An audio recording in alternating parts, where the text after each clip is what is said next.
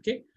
Yeah, yesterday we looked at globalization. We looked at what is the good and the bad about globalization. We looked at what caused globalization, right? We looked at how the internet technology and what you call the several other factors that caused globalization. We looked at the factors of production. Remember the 4 factors of production, right? So what are the factors of production? And when we looked at the political systems, different types of political systems that we have, right? And then we also look at economic system. There are 3 types of economic systems that we have, right? Market economy, then we have command economy, and then we have the mixed economic system. And then we looked at the legal system. There are 3 types of legal systems in the world, right? So we looked at different types of legal system and which countries use which type of legal system. And then we look at culture, right? So how culture has a very important role to play when companies go into an international market, right? So we look at different types of culture in different countries. And then we looked at Hofstede's cultural dimension. Remember the 6th dimension. So what Hofstede did is he found a tool to evaluate different countries based on working, what do you call, for companies. Right? So when you look at a country, and then you look at Hofstede, and from there you can find out what is the cultural value of that particular country. So he looked at 6 different dimensions, right? Okay, and then we look at ethics finally. All right. Now today we're going to look at we're going to cover the balance, chapter 5 to chapter 11, right? So chapter 5 we're going to look at international trade. Trade is very important when you talk about international business. Is very important that you have to know about different trade theories. Okay, all right. So I think Belen was showing about a book. I think that's a very good book. It talks to you, it gives you all the different trade theories inside there. All right. Okay, now let's look at chapter 5, international trade theory. Now in this chapter, we're going to look why trade is important, and then we're going to look at some trade theories. Some of the theories are mercantilism, theory of absolute advantage, theory of comparative advantage, Hexa-Ohlin theory, product life cycle theory, new trade theory, and then finally we're going to look at the Porter's diamond. All right. Okay, let's dive in. What is international trade? Okay, international trade is trade between, exchange of goods between 2 people is called trade, basically, right? And international trade is when it happens between 2 countries. When the trade is, is between 2 countries like US and China, then it's called international trade. Now, why do countries trade? What is the purpose they trade? Anyone? Why do you think they trade? Why do countries trade? Well done. Business, sir. Okay, why? What is the purpose? Well, making profit. Make profit, gain wealth, right? Isn't it? Yeah. So the country has got excess of something, so they trade. For example, Sabah, you have excess of forest, you got timber, so you trade, okay, with other countries, and you get something which you don't have, is it? All right. So this is what is called trade. So countries can benefit, can make money by trading. Okay. Now it benefits trades, right? So they can specialize in one product, and import product which they are less specialized in. That's the reason. Okay. Now, why do we want to study trade theory? Because we want to know why is it trade theory explain why is it beneficial for a country to engage in trade, right? So we'll help you to understand what product to trade and what product to import, rather than export what to product, what to import. Okay, now some is easy to understand. For example, we know why easy for what you call Saudi Arabia export oil. Ghana, why you export cocoa? Very easy, because Ghana banyak cocoa. All right. Saudi Arabia banyak oil. It's easy to understand, right? But some is very difficult for us to understand why they do that. For example, you look at Switzerland. Switzerland export chemicals. For example, some of the biggest chemical companies are in Switzerland, like Roche. What do you call this thing? Novartis. All these are in Switzerland. But why do they do that? Why are they exporting jewels and watches? And why Japan export automobile? Is it? So why is it difficult for us to explain? So that is why we need trade theories to explain. All right. So we're going to cover the trade theories. Okay. Now these are the theories that you have: mercantilism, theory of absolute advantage, theory of comparative advantage, Hexa-Ohlin theory, product life cycle theory, new trade theory. Okay.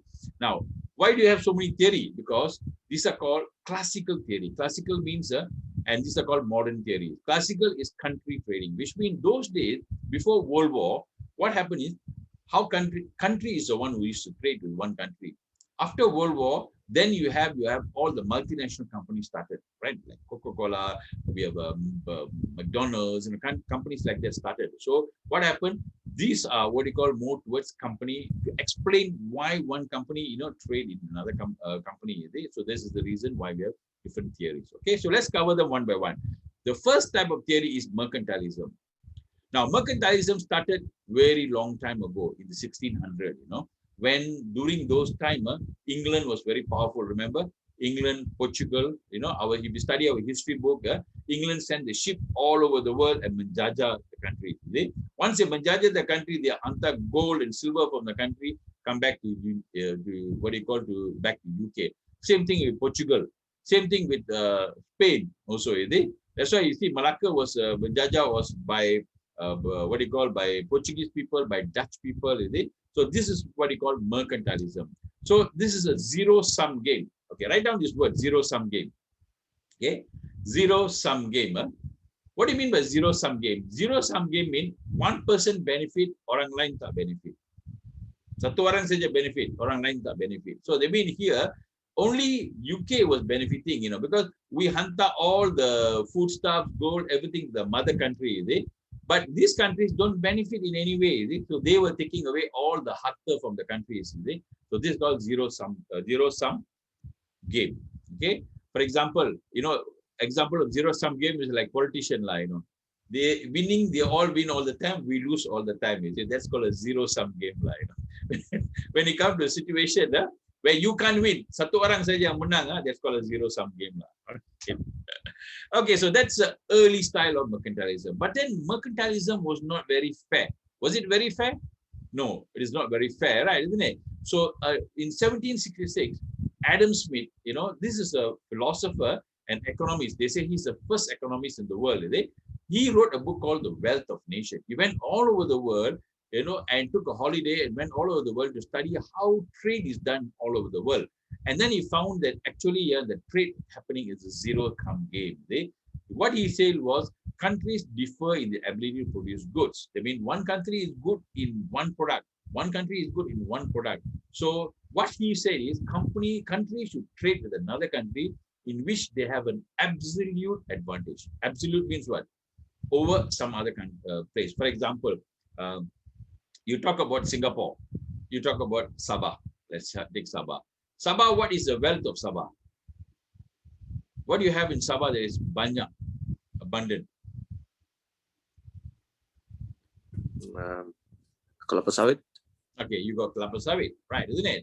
Okay, we have kelapa sawit. So does Singapore, does it have kelapa sawit or not?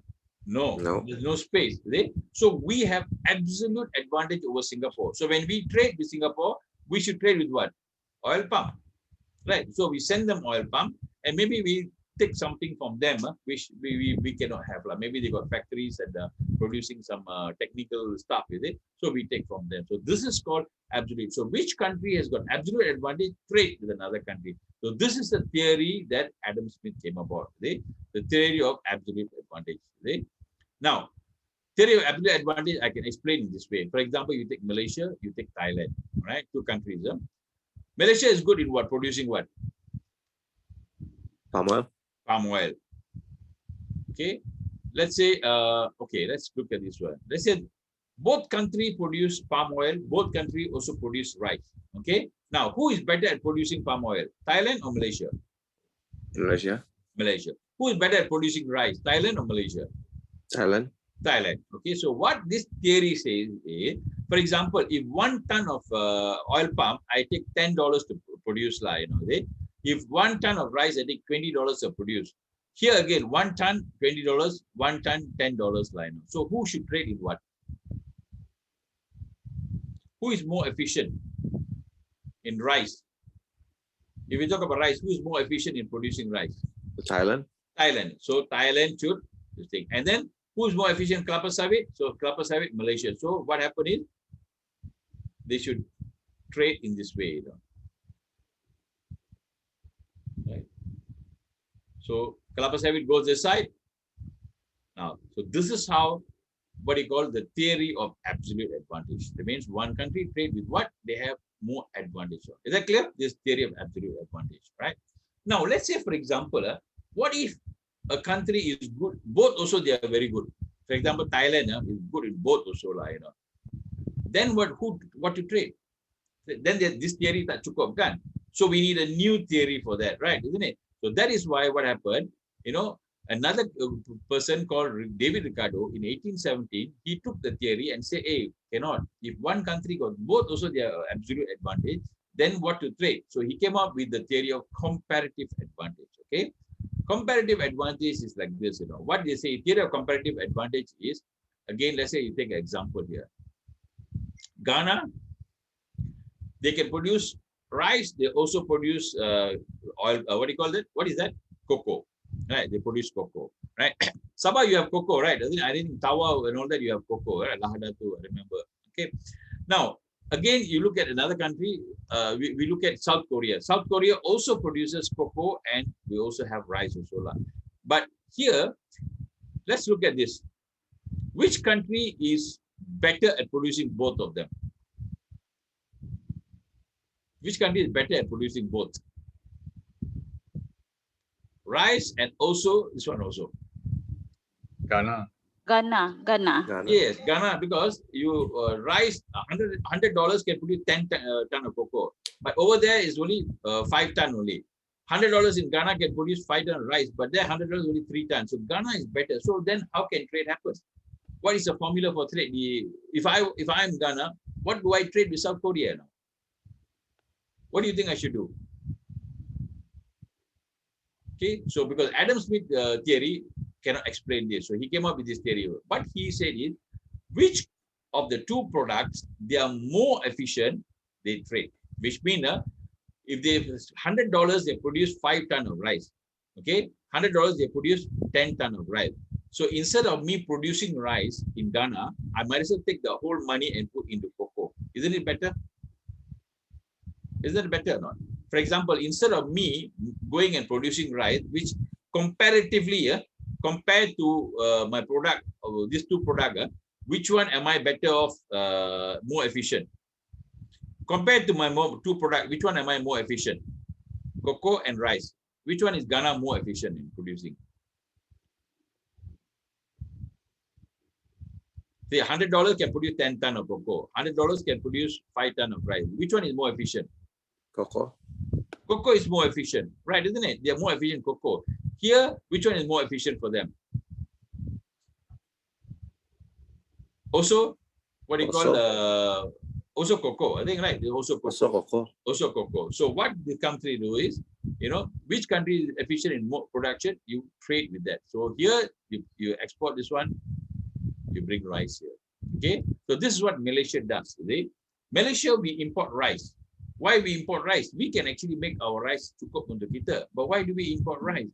Because we are better, more efficient in producing oil palm, Might as well I put all my tenaga from making rice and go into oil palm, It's better for us. And then we do a little bit of rice, we import yang lebih daripada itu. So this is how trade policies take place in countries. Understand? Using the theory of comparative advantage, right? You can read a little bit more on this on the notes that I've given there. Then you have Hexaolin theory.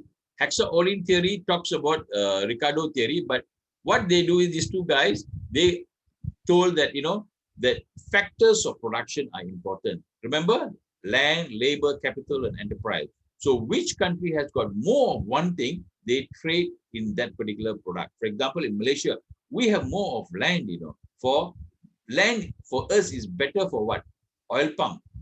Bagus untuk oil palm, is it? So instead of rice, okay, our land is not so good for rice. Our land is much better for oil palm, is it? So what we do, we focus on oil palm. So which factor of production the country has, then they focus on that. So this is called the Hexaolin theory. All right. Then we have what you call the new theories. Remember the last 4 theories we talked about is a classical theory, mercantilism, absolute advantage, comparative advantage, and Hexaolin, right? So now let's look at the company theories. Company-based theory is like product life cycle, new trade theory, and Porter's diamond. All right. So we'll cover these things. especially Porter's. I want to look at Porter's for you, explain to you about Porter's a little bit more. Product life cycle means some of you studied marketing, right? When you look at product, every product goes through a life cycle. When a product comes into the market, it comes into the introduction stage. Then it's a growth, then it matures, and then it declines, it dies. Right?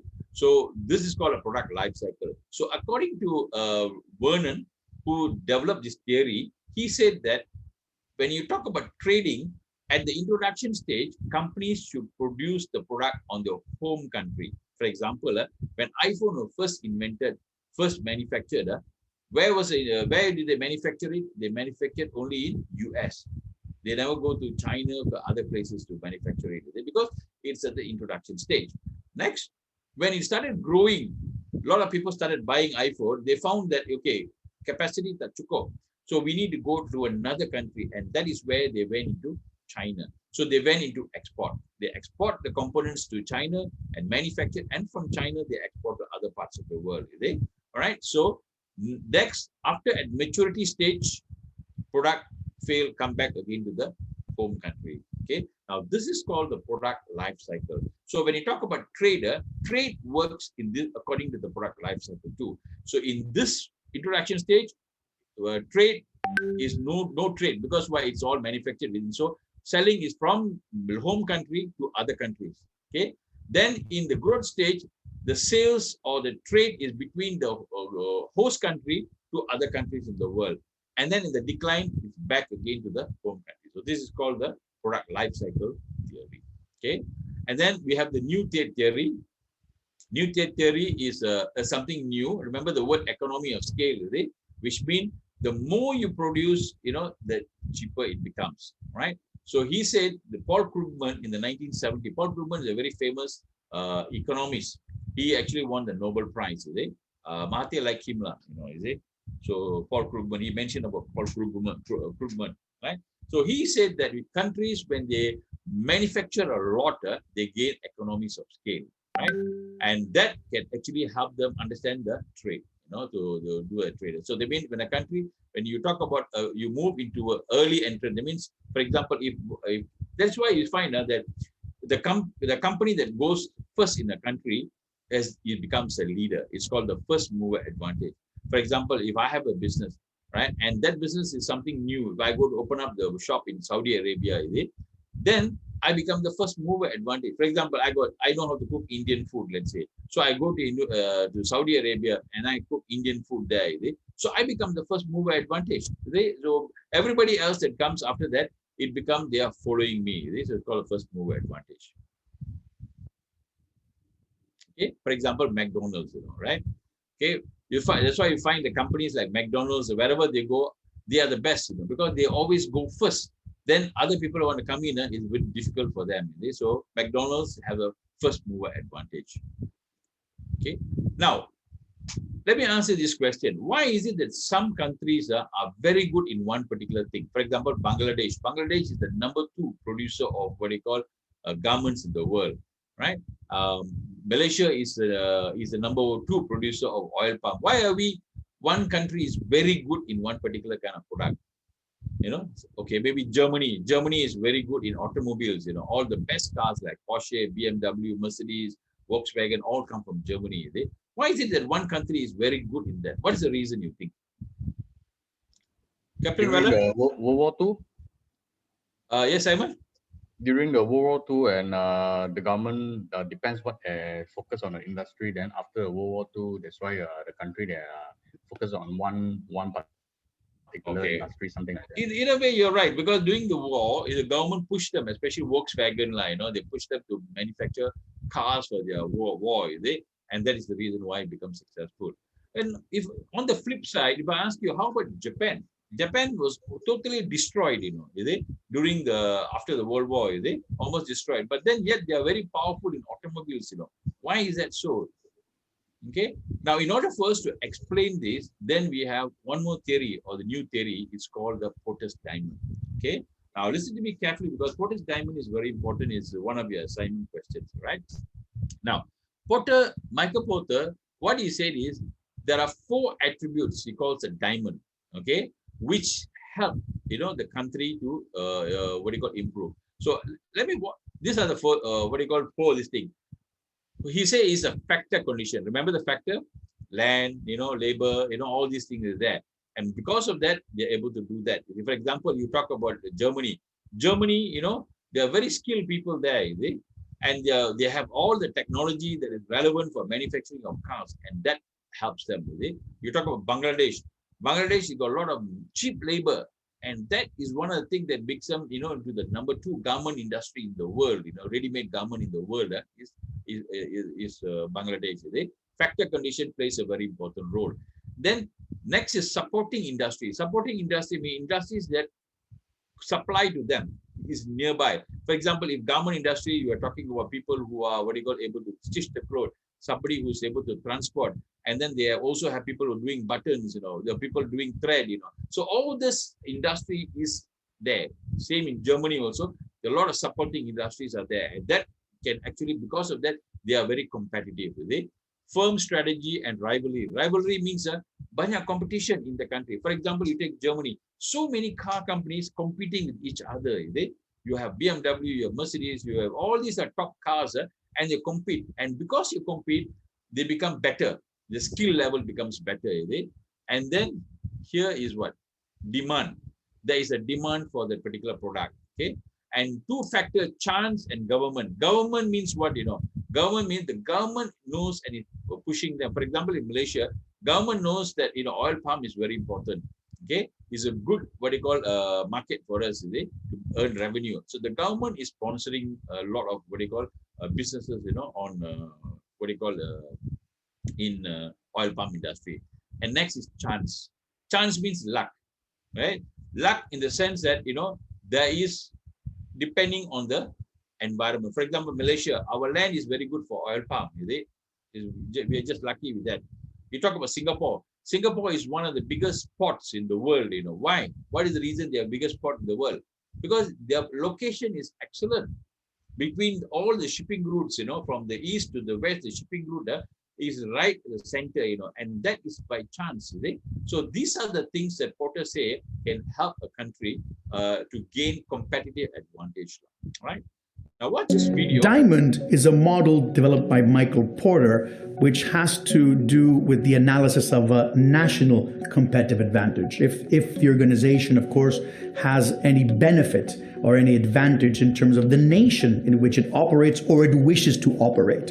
Certain countries have, let's say, diamonds, which are called national advantages. For example, Italy is very, very well known for its design knowledge. Germany is known for its engineering. Sweden is known for their furniture industry. Greece is known for their tourism industry. So basically, every country could be good at something. And the 4 areas, there's 4 areas, as you can see in this slide, 4 areas that determine if the country has a national advantage or not. Number 1 is, of course, the factor condition. Is that issue that the country is known for, which it probably is good either by luck, by chance, or of course it has know-how in it. So in the example of Germany, Germans are very, very well known for their engineering capabilities, and they were very good at that. They still continue to be very good at that. But for the example of Greece, Greece of course has good tourism or good climate by chance. We didn't make anything in Greece in terms of the climate. Second area that the country should be good at is, of course, has demand for that. There must be demand in that area. So you may be good for climate, but does anyone want to go to Greece? You may be good in engineering, but does anyone want to buy a car of yours? You may be good in design, but is anyone buying any Dolce & Gabbana or Prada or Gucci, let's say, clothes? So that's the second demand. 3 is actually competition. There must be rivalry. You can't just have one clothing store or one designer, because competition makes you better. You must have a rivalry in engineering. You must have a Porsche, Audi, Mercedes, all these Volkswagen, the cars, even though some of them, of course, are subsidiary companies of the same group. You must have competition. because competition makes you better. And finally, you must have supporting industries. You can't just go to Greece for tourism and not have somewhere to eat or find a canteen or get a coffee or have accommodation or actually get a taxi to go somewhere. So you must have these 4 areas, and in many cases, many countries could have a national diamond, as we call it, and of course that affects the business that operates in that country, because you can take advantage of it in a good sense. Okay, so this gives you a basic idea about what is Porter's diamond, right? So basically, this is the reason why some countries are quite competitive, in whatever they do, right? So let's review this chapter. We look at why trade is beneficial. Countries trade with each other because in order for them to gain revenue, right, to become richer. So that's the purpose they trade. Okay, and we look at different trade theory. We look at mercantilism. All right, we look at mercantilism was during the 1600s, and this is a zero-sum game. Okay, what is a zero-sum game, Fasya? What is a zero-sum game? Sorry, sir? What is a zero-sum game? Okay, so you're not listening. Zero-sum game means, one person win, everybody else loses. Only one person wins. So mercantilism is the old way of trading where companies like countries like UK, and they had the queen, all of us, we used to, give all our gold and silver back to them. So that's called, and not fair. Then you have the theory of absolute advantage. Theory of absolute advantage was put forward by Adam Smith. What he said is countries should trade in products that they are good at, and they have more quantity and more absolute. So absolute advantage over another country. If Malaysia has got more absolute advantage over Singapore, so we trade in oil palm and we maybe buy some other product from them. Absolute advantage. Okay.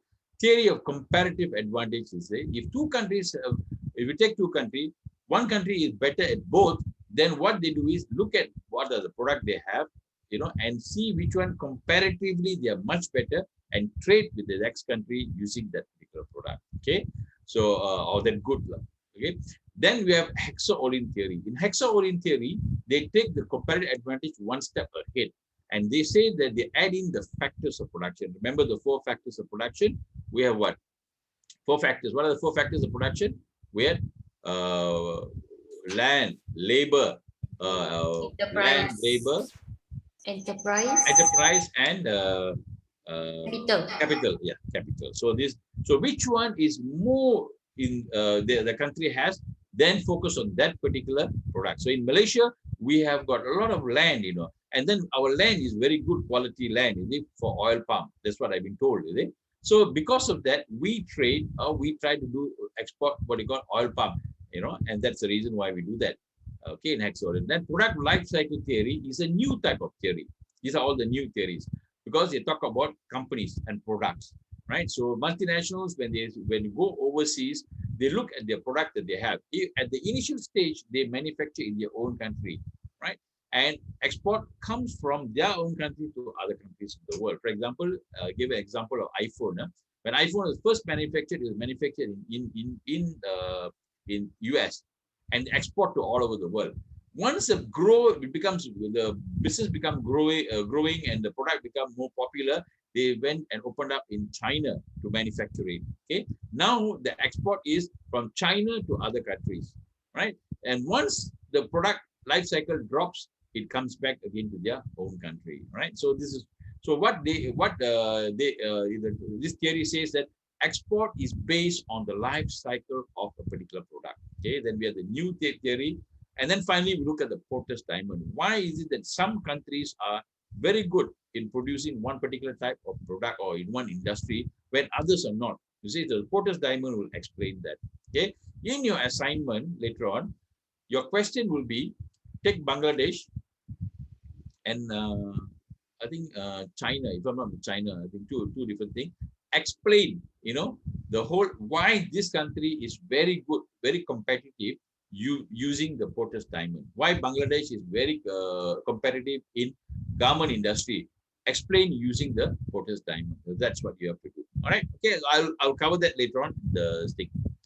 Okay. Now let's go to the next chapter. We looked at in chapter 5. We look at international trade theory. Now we're going to look at the political economy of international trade. Okay. Now trade is good, but governments sometimes get involved in trade. Okay, so we're going to look at what you call the political economy of trade, right? The next chapter. Okay, you guys want to take a quick break before we start again? Yes, yes, sir. Okay, all right. So have a. Okay, let's start again. Let's continue.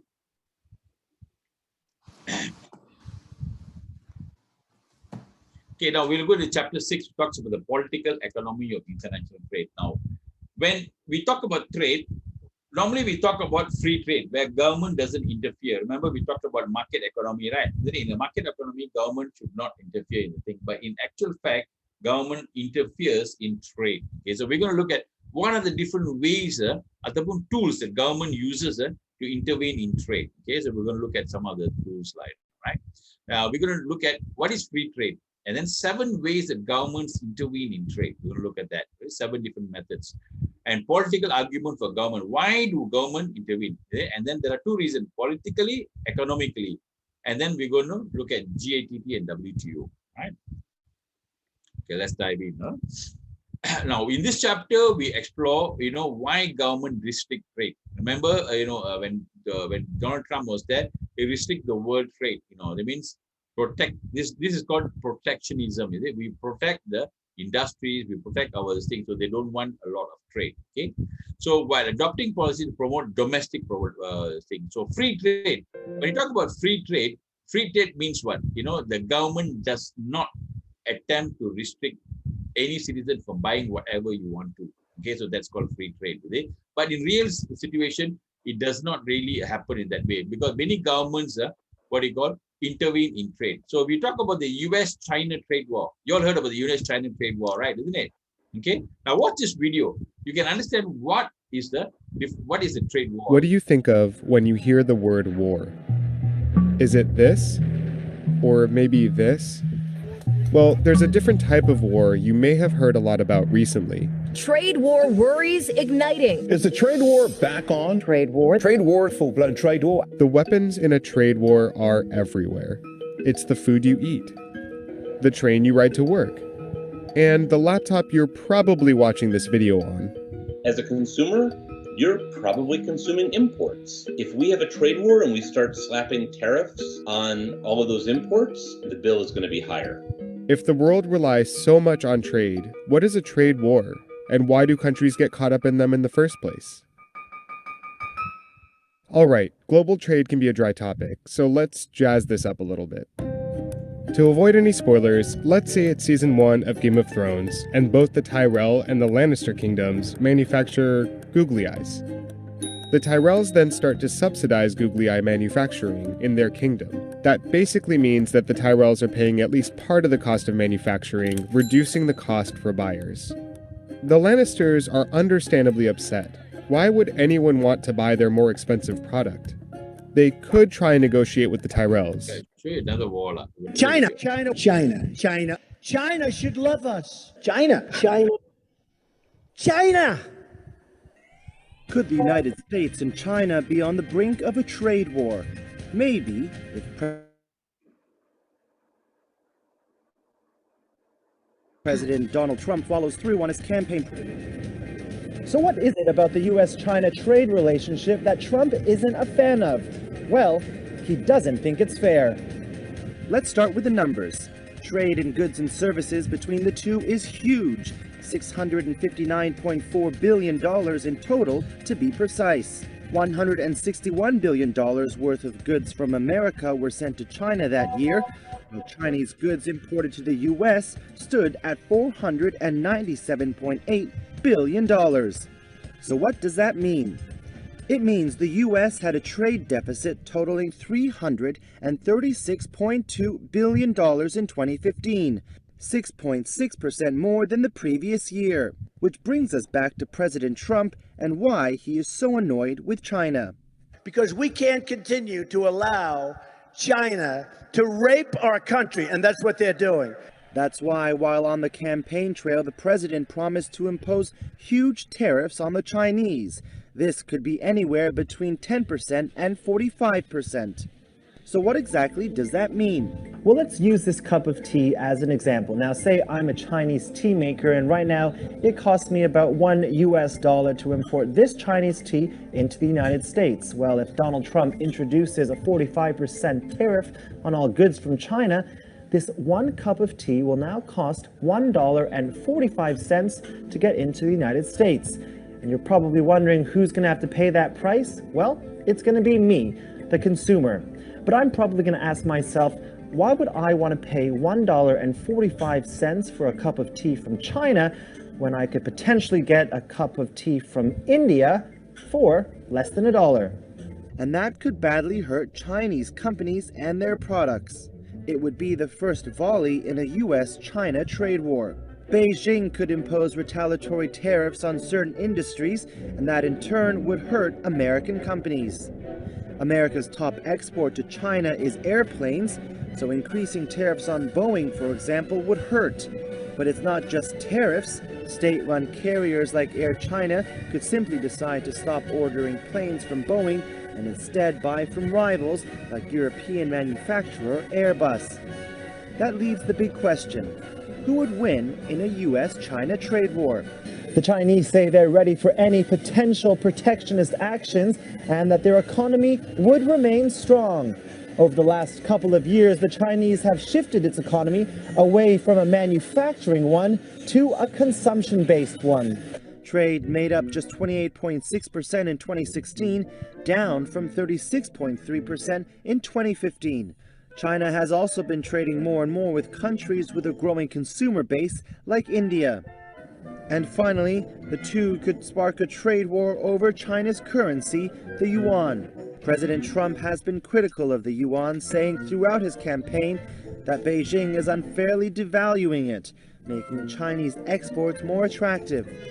Even after winning the election, he tweeted, "Did China ask us if it was okay to devalue their currency, making it hard for our companies to compete?"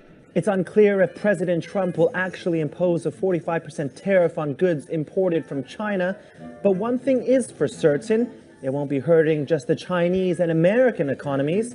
It has the potential to leave the entire globe with an upset stomach. Phil Hahn, CNBC. Okay, so this is basically talking about a trade war between US and China. Okay, now what has happened is basically the reason is why are they fighting is because of this. Okay? Now US and China US has got a trade deficit, right? Trade deficit means that they import lebih daripada they export. They got a trade deficit. China has got a trade surplus. Okay, so look at the situation. Trade deficit here, trade surplus here. That means US is taking out more money. Their money is going out, and buying. So what will happen to the US currency? If the country has got a trade deficit, what happens to the currency? Hello? Nobody. Yes, Fasia. Yeah. What will happen to the currency if the country has got more trade deficit? That means you buy more than you export. You import more than you export. Deficit lah. But Deficit. yeah, it's deficit. So what happens to your currency? We're going down. Your currency akan turun, right? Yes. Isn't it? Your currency Yes. will auto because you are taking it's supply and demand, is it? Yes, yes. So yeah, so it's basically supply. So your currency is supposed to go down, but what happened is US. So the opposite is that if your currency people buy more from you, what happened to your currency? Your currency should go up, right? Isn't it? So that means now China's currency should be tinggi, and US currency should have gone down, right? Isn't it? But Yes, actually, it doesn't happen. The China currency is still maintained sahaja, is it? So this is basically what he is very upset about, because he is saying that China is artificially keeping their currency. That means what they do is they artificially use some thing to make sure that the currency tada turun lah, so this is what they do, is it? So what does governments do on the world is, for example, our Bank Negara. What happened if our currency drop? What does Bank Negara do? Okay, so this is for you all, general listing. What does Bank Negara do when our currency drops? So you mean by the OPR drop, right? No, the OPR is interest rate. That's not directly related to what you call this thing. For example, now US Malaysia is what, 4.16, is it? I think 4.16, 4.13 around there, like, you know. Suddenly, let's say, for example, Malaysian ringgit drops, like, you know, so what does Bank Negara do? Previously, how do they stable back again, bring it up again? What do they do? Based on the previous one, if I'm not mistaken, they put a ceiling, what we call it, not ceiling price. It's okay, tell me. I don't know what is betul.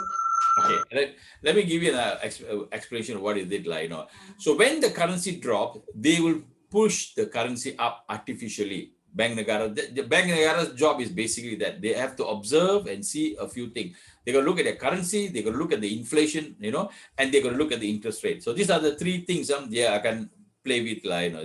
So if let's say the currency is going down, what they do is they will, Bank Negara has got foreign reserves, right? Isn't it? Foreign reserves. I mean, US dollar. If you go into Bank Negara, you picture masuk Bank Negara, there's a lot of US currency there, you know. I don't know how many billion, 70 billion US dollar they have inside the vault, inside there. They have the money kept inside. Now, what they do is, if the currency drops, what they do, they take the money and they sell in the open market. So when they sell, what happened to the currency? Malaysia ringgit goes up. Okay, so whenever you sell a currency, that currency will drop, you know, supply and demand. When you sell, mean no demand. When you buy, there is a demand, you see. So what you buy, you know, goes up. What you sell goes down, you see. So this is the formula that we do.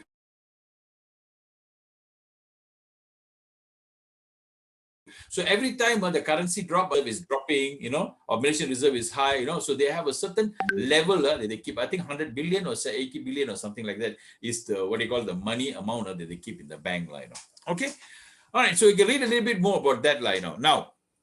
Now governments control the what they call trade, like what we saw just now, the video.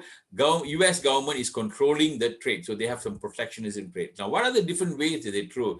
There are 7 different ways that countries can control the trade. Okay, one is by tariffs.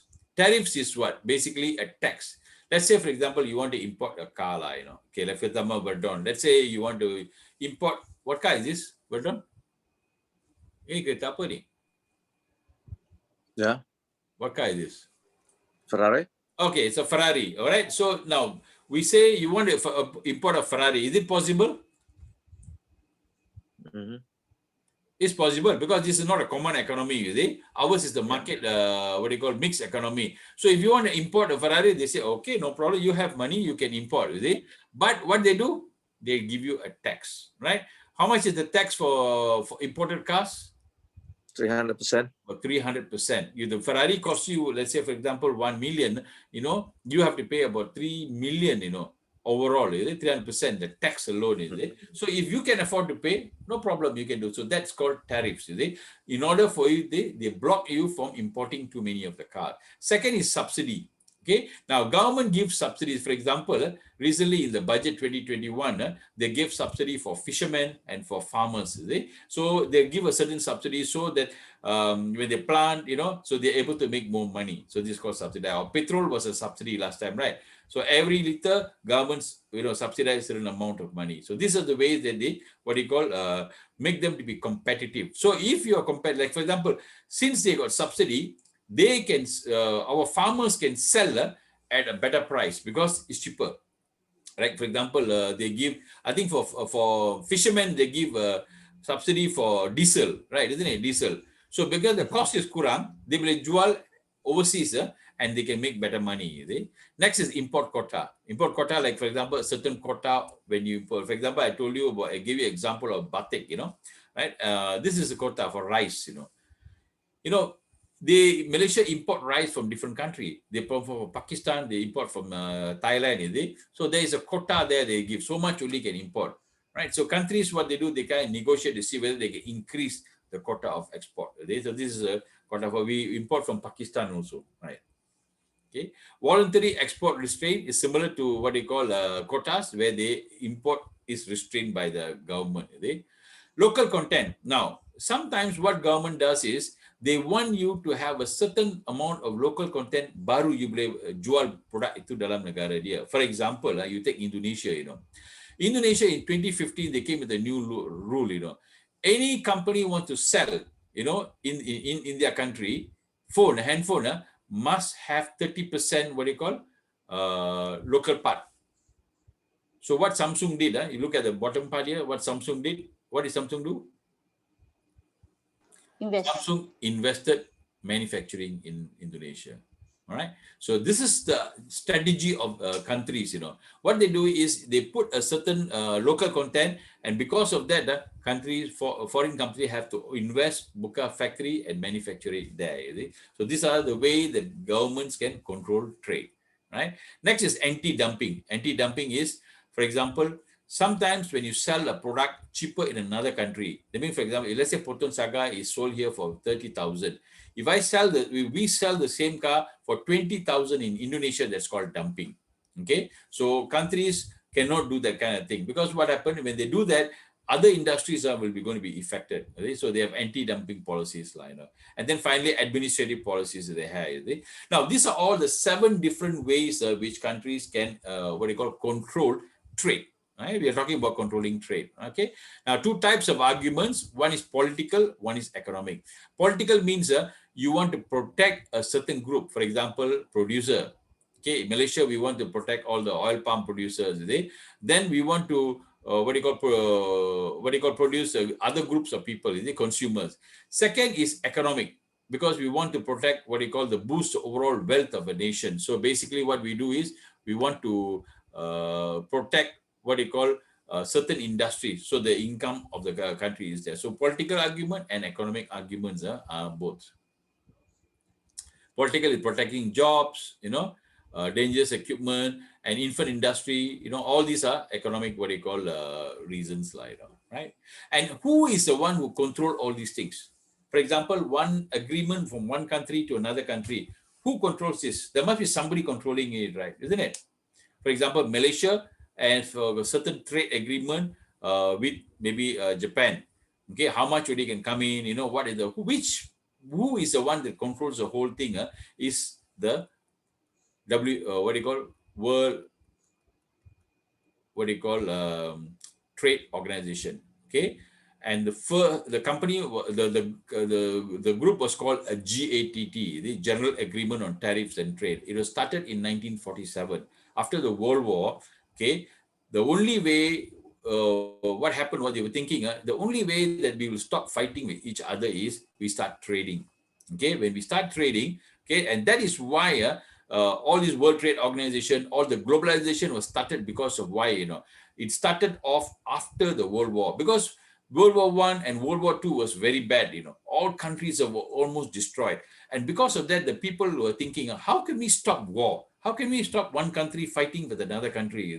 And then they came up with the idea, why don't we think about how each country can trade with each other? So if I trade with you, I don't want to fight with you. Okay, so that is how globalization actually started after the World War. And then because of globalization and because of trade, they have to come up with organizations to police this thing. Okay, so the World Trade Organization is started in, it started at GATT, and it ended up in in different rounds. You look at that. Geneva, they're based in Geneva. Geneva is in Switzerland. They increased from 19 countries to 120 countries. Okay, and in year 2000, China became a part of what they call the World Trade Organization. And after that, it was able to trade. So these are the people who got all the law, regulation, everything is there. One country trade with another country, what are the rules? Everything is all written in the World Trade Organization. Okay. Okay, so in this chapter, we looked at free trade, and we found that actually free trade don't have free trade, And then we look at most governments control trade from one country to another country, and we looked at 7 different ways in which governments intervene in trade. They put their hand inside and catch out the trade. Okay, and 2 arguments: political and for economic argument. Economic is so that the country economy becomes strong. Political is so like protecting a certain group of people. And then we looked at GATT and WTO, which are the organizations that police, the entire agreements all over the world. All right. So this is the two, chapters on that. Okay. Next, we're going to look at also part of trade. We call it regional economic integration. I mean, cooperation between certain regions. All right. Okay. Now, how this is very important because you got to talk about AFTA, NAFTA, and agreements between different countries. All right, let me look at. Is that clear so far? Any questions, guys? Any questions? Good, Simon. All right. No. Okay. Now I'm explaining all these things. Then when you go back again, you look at your slides. It'll give you a little bit more this thing, right? Now, why I've given you different slides from what is in the TAGIAT, because the TAGIAT, what they have is very brief, right? I've gone a bit more deeper into the thing, so at least you can understand a bit better. You see, because when you study international business, it's something that affects every one of us, whether you're working international company or not. It does not matter. You see, so whatever we are in, we are affected, in some way, directly or indirectly, we are affected. So it's very important for you to understand what goes on around, what is interest rate, what is trade, and what is the foreign exchange, So in the next few chapters, we're going to look at foreign exchange, We're going to look at the international monetary system. We're going to talk about World Trade Organization is what is IMF, what does IMF do, So give you a global idea of what's happening around, all right? Okay, so let me share screen again.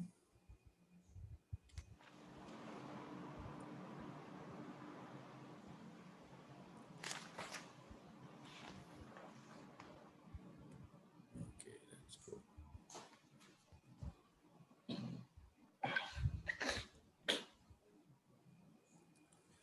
Okay, now we're going to look at the regional economic integration. Okay, now regional economic integration are agreements among countries. Okay, so what happens is a group of countries join together and say, okay, we are all ASEAN people. We all same culture, same thinking. We are different from Orang Putih. Okay, maybe we among ourselves, we collaborate together and we come up with a few agreements, and this is called regional agreement. Okay? So in the world, there were so many different type of regional agreements that have taken place. Okay? So we're going to look at some of the few things, So look at this picture here. Okay, now these are all agreements between member countries. Okay, so look at where's AFTA? Can you remember the TPP here? So the TPP was actually stopped, and then they come up with a newer a trade agreement. NAFTA stands for North Atlantic Free Trade Agreement. That means an agreement between North. Where is the North part?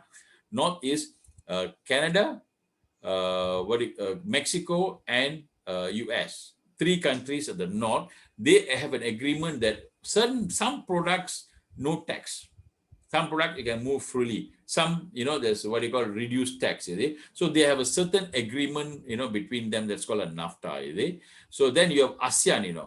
ASEAN, we have ASEAN.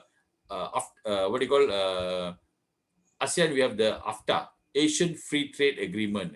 So within one country to another country, there's free movement of goods and services.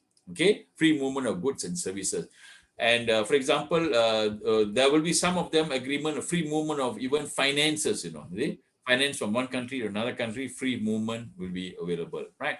So now, this, economic integration, there are certain levels, certain levels of cooperation. For example, now, to give you a simple example like this, now we have, we have our family, right, isn't it? Okay, let's say, for example, our family. We have a family circle. In our family circle, we are very close. If let's say a family member got some problem, we immediately help out, right? Isn't it? Okay, so we are very close. And outside our family circle, we have maybe our office colleagues. We have, right? Maybe office colleagues, or maybe it's our friends our friend. Maybe it's our classmate, yang kawan kita pergi selalu, holiday macam tu. There's a different cooperation. And then we have what you call your office colleagues. So office colleagues, you're not so close. but you're also close, but you're not very close, is it? And then finally, outside the circle, you have maybe what you call people that you kenal, is it? So we are not so close, but we know each other. Now, this is the different type of what you call agreement, or what you call cooperation that you have. So in countries, also you have different types of agreement. Okay, so watch this video and write down the different types of economic integration that countries can adopt. Economic integration reduces or eliminates trade barriers among nations and coordinates monetary and fiscal policies. The aim is to reduce costs for consumers and producers, as well as to increase trade between the countries participating in the agreement. The more integrated economies become, the fewer trade barriers exist, and the more politically coordinated they are. Countries can agree to different levels of economic integration. A preferential trade agreement is a trading bloc where members reduce or remove tariffs on certain goods imported and exported throughout their region. A free trade area is a bloc in which countries reduce or remove tariffs on all goods among member nations. An example is the North American Free Trade Agreement. In a customs union, member countries reduce or remove tariffs among themselves and impose a common tariff against non-member countries. Countries involved in a common markets bloc freely exchange all goods, services, labor, and capital. An economic union is a common markets bloc among members that also share one trade policy with non-members. And in a monetary union, nations share a single currency such as the euro. The good thing about economic integration is its members pay smaller expenses to trade, which can spur economic growth. But one member of a bloc can bring others down if its economy or growth slows. The more integrated the economies become, the less flexibility the governments of member nations have to make adjustments that would benefit themselves. Now, if you look at this chart, it'll tell you about the economic integration. Is it? Now, the easiest, what you call, is free trade area. Free trade area like AFTA, is it? Asian Free Trade Agreement. I mean, among the member countries, maybe there are how many 10 or 11 member countries in AFTA, is it? Or AFTA, there are 3 countries. So whatever product is no tax. You move from one country to another country, there's no tax in that, is it? And then next is a customs union. Customs union is, among them, they got a very reduced tax, but with outside the group, is more, what you call, higher taxes. Then you have a common market, like the European Common Market, EU, European Common Market. Then you have what you call, like, for example, in Europe, you can actually move from one country to another country without passport, right? So that's what you call a EU, what you call agreement that they have with it. So in some EU, they have what you call same currency. They follow the same currency. No more, like last time France used to have francs, Germany used to have marks, is it? So all the currency we throw away and they follow the same currency called the EU. So this is the level of what you call the thing. So here is the lowest level of cooperation. Here is the highest level of cooperation that we have, right? So 5 different levels of economic integration. Okay, now you can read through this. Is there in your slides to talk about what is free trade area, examples like NAFTA, AFTA, IFTA, all these things. Okay, then you have the customs union. Customs union is like, for example, the Andean Pact. Okay, then you have the Mercosur, right? The common market is when it's like this. Mercosur is between Brazil, Argentina, Paraguay, and Uruguay. All these countries have an agreement. So whatever this country send to here, there's no tax. Here, no tax. So they have a what do you call a kind of agreement? We call it it's a common market. I mean, same market, same market. All these are same market. Argentinian can target Brazilian market. Brazilian can target what do you call Paraguay market. So in and out they can do that, right? So it's called Mercosur. Economic union is free flow of goods and products, between member countries like EU. Okay, products can be sold everywhere, anywhere, all over. Even, for example, working, you can work from Germany, you can go to France and work. Nobody's going to ask you any question. But from Malaysia, we can't do that. Malaysian, you cannot go to Indonesia and work. You got to get permit macam-macam you have to get, is it? And Indonesian cannot come to Malaysia and work also, right? So the level of cooperation is lower. Right, but in the EU or in the economic union, the level of cooperation is more. So workers can move free from one place to another place. Even funds easily can move from one place to another place. Right? So that's the difference of what we call economic integration. Right. Okay, political. So we looked at economic integration in this chapter, right? We started off with free trade area. Okay, free trade is the easiest, what do you call, union or cooperation. Then you have customs union. Then you have a common market. Then you have economic union, and then you have full political, what do you call, organization within the same, all the countries that they follow the same thing, right? So this is basically economic integration, right? Okay, so you can watch the videos about Brexit. Okay, let me ask you about Brexit. What is Brexit? You heard about Brexit, right? Isn't it? Anybody can tell me what is Brexit? What is Brexit? British exit. What is Brexit? Anybody can share with me? The British quit their union group, I think.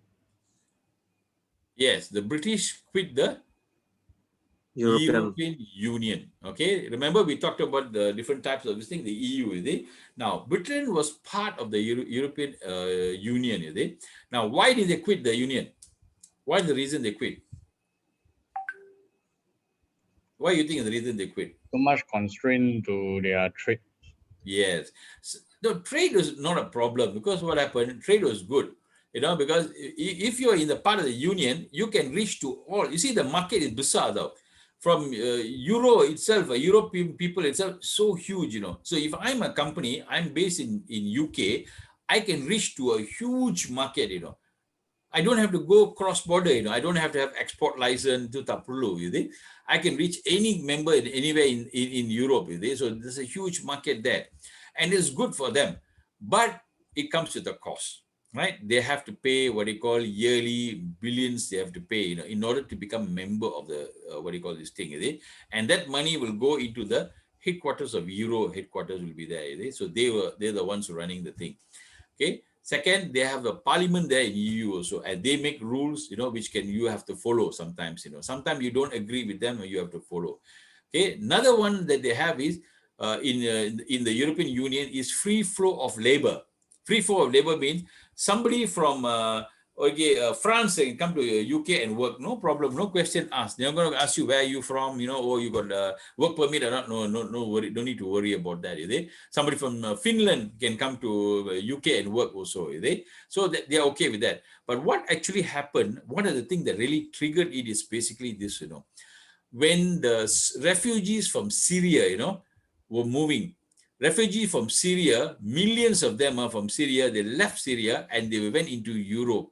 Okay, and what countries like Germany, Turkey were giving them what they call asylum. When they give them asylum, they give them resident, right? They become their own they become their citizen, you know. So if all these refugees have become now citizens of Euro, you know, they can all straight go to Europe and work, go to UK and work, and what will happen? So many people are flooding the UK, their economy is going to be in trouble with it. And that's the reason why they say, they close the border. They said, no, we don't want to be part of Euro.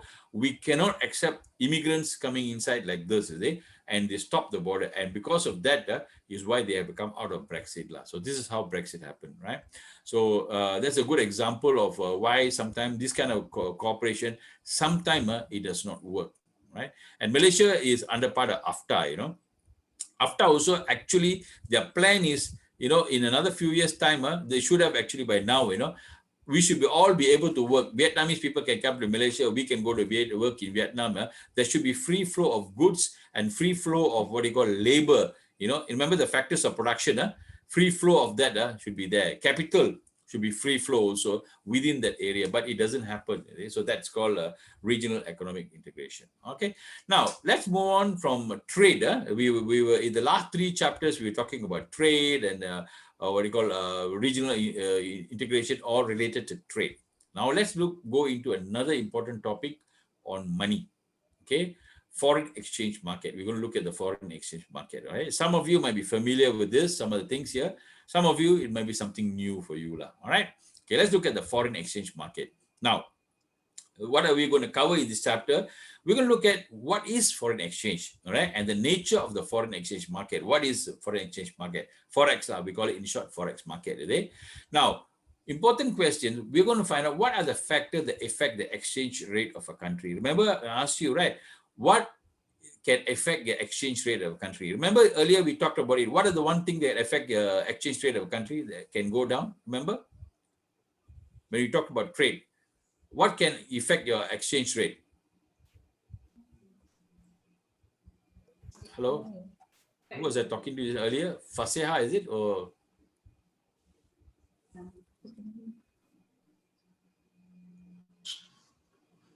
okay, you can't see my screen, is it? Yeah, no. Yeah, why didn't you tell me? I forgot about it. I was wondering why. Because I didn't share screen, right now. Okay, all right. Okay, so this is in chapter 8, we'll look at foreign exchange. Okay, in the first, we're going to look at what is the definition of foreign exchange. Okay, and then we will look at nature of the foreign exchange market and what are the factors that affect our currency. Remember, we look at what are the factors that affect trade. Remember, when we talk about trade, how can trade affect our currency? I'll share with you, Captain. How can trade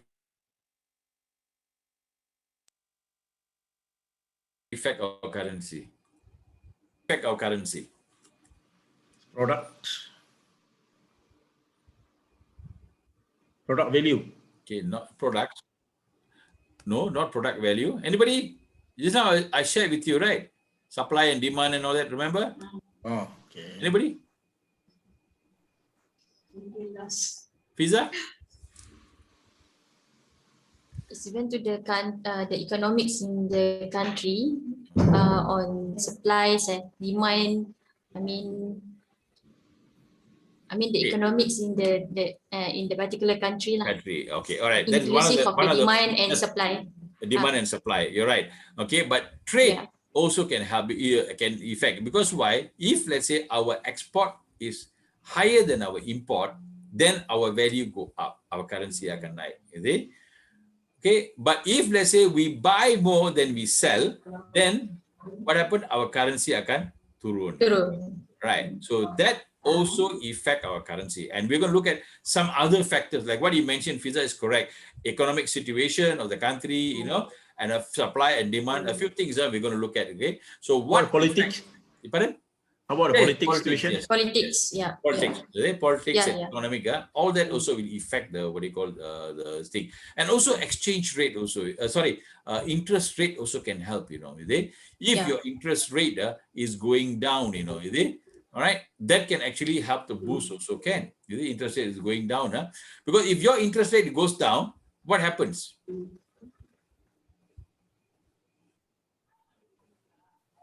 No, your interest rate go up. Sorry, opposite. If your interest rate go up, let's say your country's interest rate go up, what will happen? People will save more, right? Isn't it? Okay. Foreigners will put their money inside Malaysia because interest rate tinggi lagi lah. Because interest tinggi, yeah. Yes, they will put that. So because the money flow comes in from overseas, what happened? Our exchange rate will go up. Is it? So let's say, for example, the government reduces the OPR rate, the overnight, interest rate go down. If the interest rate go down, people will think, I have duit not enough with the bank. I put interest in no good. Take out the money. I might as well take the money and invest in foreign funds lah. So invest, duit keluar. When duit keluar, what happen? What happens to your exchange rate? Low. Jatuh. Right. When duit keluar, your exchange rate goes down. Is it? When duit masuk, foreign duit masuk, then your exchange rate goes up. Okay, so these are the factors. We'll look at these things, right? Yeah. Okay, and 3 ways the companies manage to forex risks, and 4 main uses of foreign exchange, and law of one price. Okay, so these are things that we're going to look at, right? Now, I'm going to cover quickly this because some of you know all this information. Exchange rate is the rate which one country currency is converted to another. Okay, you all know that, right? Isn't it? When you write exchange rate is always quoted in pair. Is it? No, you cannot say euro, what's the price? Or you ringgit, US, I cannot ask you what's the rate for US. You must tell what is the rate for US against what currency. Always there is a pair. Is it? you cannot have what you call this thing. So that's why in the forex market, people can make money when the money drop or increase also can. You see, in the stock market, some of you play shares, right? But in the share market, if the stock market, if the price drop, you lose money. But in the currency market, if the price drop, also you can make money. If the price goes up, also you can make money. All right. So I'll explain to you that. Right now, how you write is like this. USD. US will tell you which country, and D will talk about the currency, dollar, US dollar. Same thing. EU is what? European. Is it? Euro line. How about Malaysian ringgit? Malaysian ringgit is what? How do you write Malaysian ringgit? What is the symbol for? What is the thing for Malaysian ringgit? MYR. MYR. So MY stand for Malaysia, R stand for ringgit. Okay, so this is how it is there. You see, you except euro, others all follow that. JPY. Yeah, JPY is what? Japan yen. Great Britain pound. AU is Australian dollar. Okay, CH is Swiss franc. TA is Canadian dollar. So this is the what you call it. These are the most heavily traded currencies in the world, right? Now today we can actually trade. Those days only banks can trade in currency, but today because of the internet, technology, all of us actually can trade. Okay, you can actually open up an account and you can start trading and in currency, and you can make money in what you call currency. If some of you are in forex, you can do your own forex trading also without any what you call hindrance line, right? So these are the pairs. Remember, I told you it's always a pair. You cannot trade with one particular currency, because if I buy US dollar, that means I'm selling Japan. If I am buying pounds, I am selling US dollar, right? If you go to the counter of a money exchanger, right? So you ask him, you ask him, okay, let's say for example, you ask him, how much is US dollar, right? He tell you 4.12. 4.12 is against what? Ringgit Malaysia. So I'm selling my ringgit Malaysia. If let's say I want to travel overseas, what? So I want to exchange my money. So I sell my ringgit dollar. I buy what you call currency, what you call dollar. So it's always buying one currency and selling another currency. He sells to me. I buy. He sells to me. So his buying rate is different. Selling rate is different. Okay, so that is called the spread, and that is how he makes money from the money exchange fellows, and they make money from the buying and selling. All right. Okay, so this is the thing. Now, the forex market is a very liquid market, which is 6.6 trillion in one day. I mean, the amount of money that it exchanged in one day, US dollar 6.6 trillion. Remember, our GDP for 1 year is only how much? 300 million. Malaysian GDP is only 300 million in 1 year.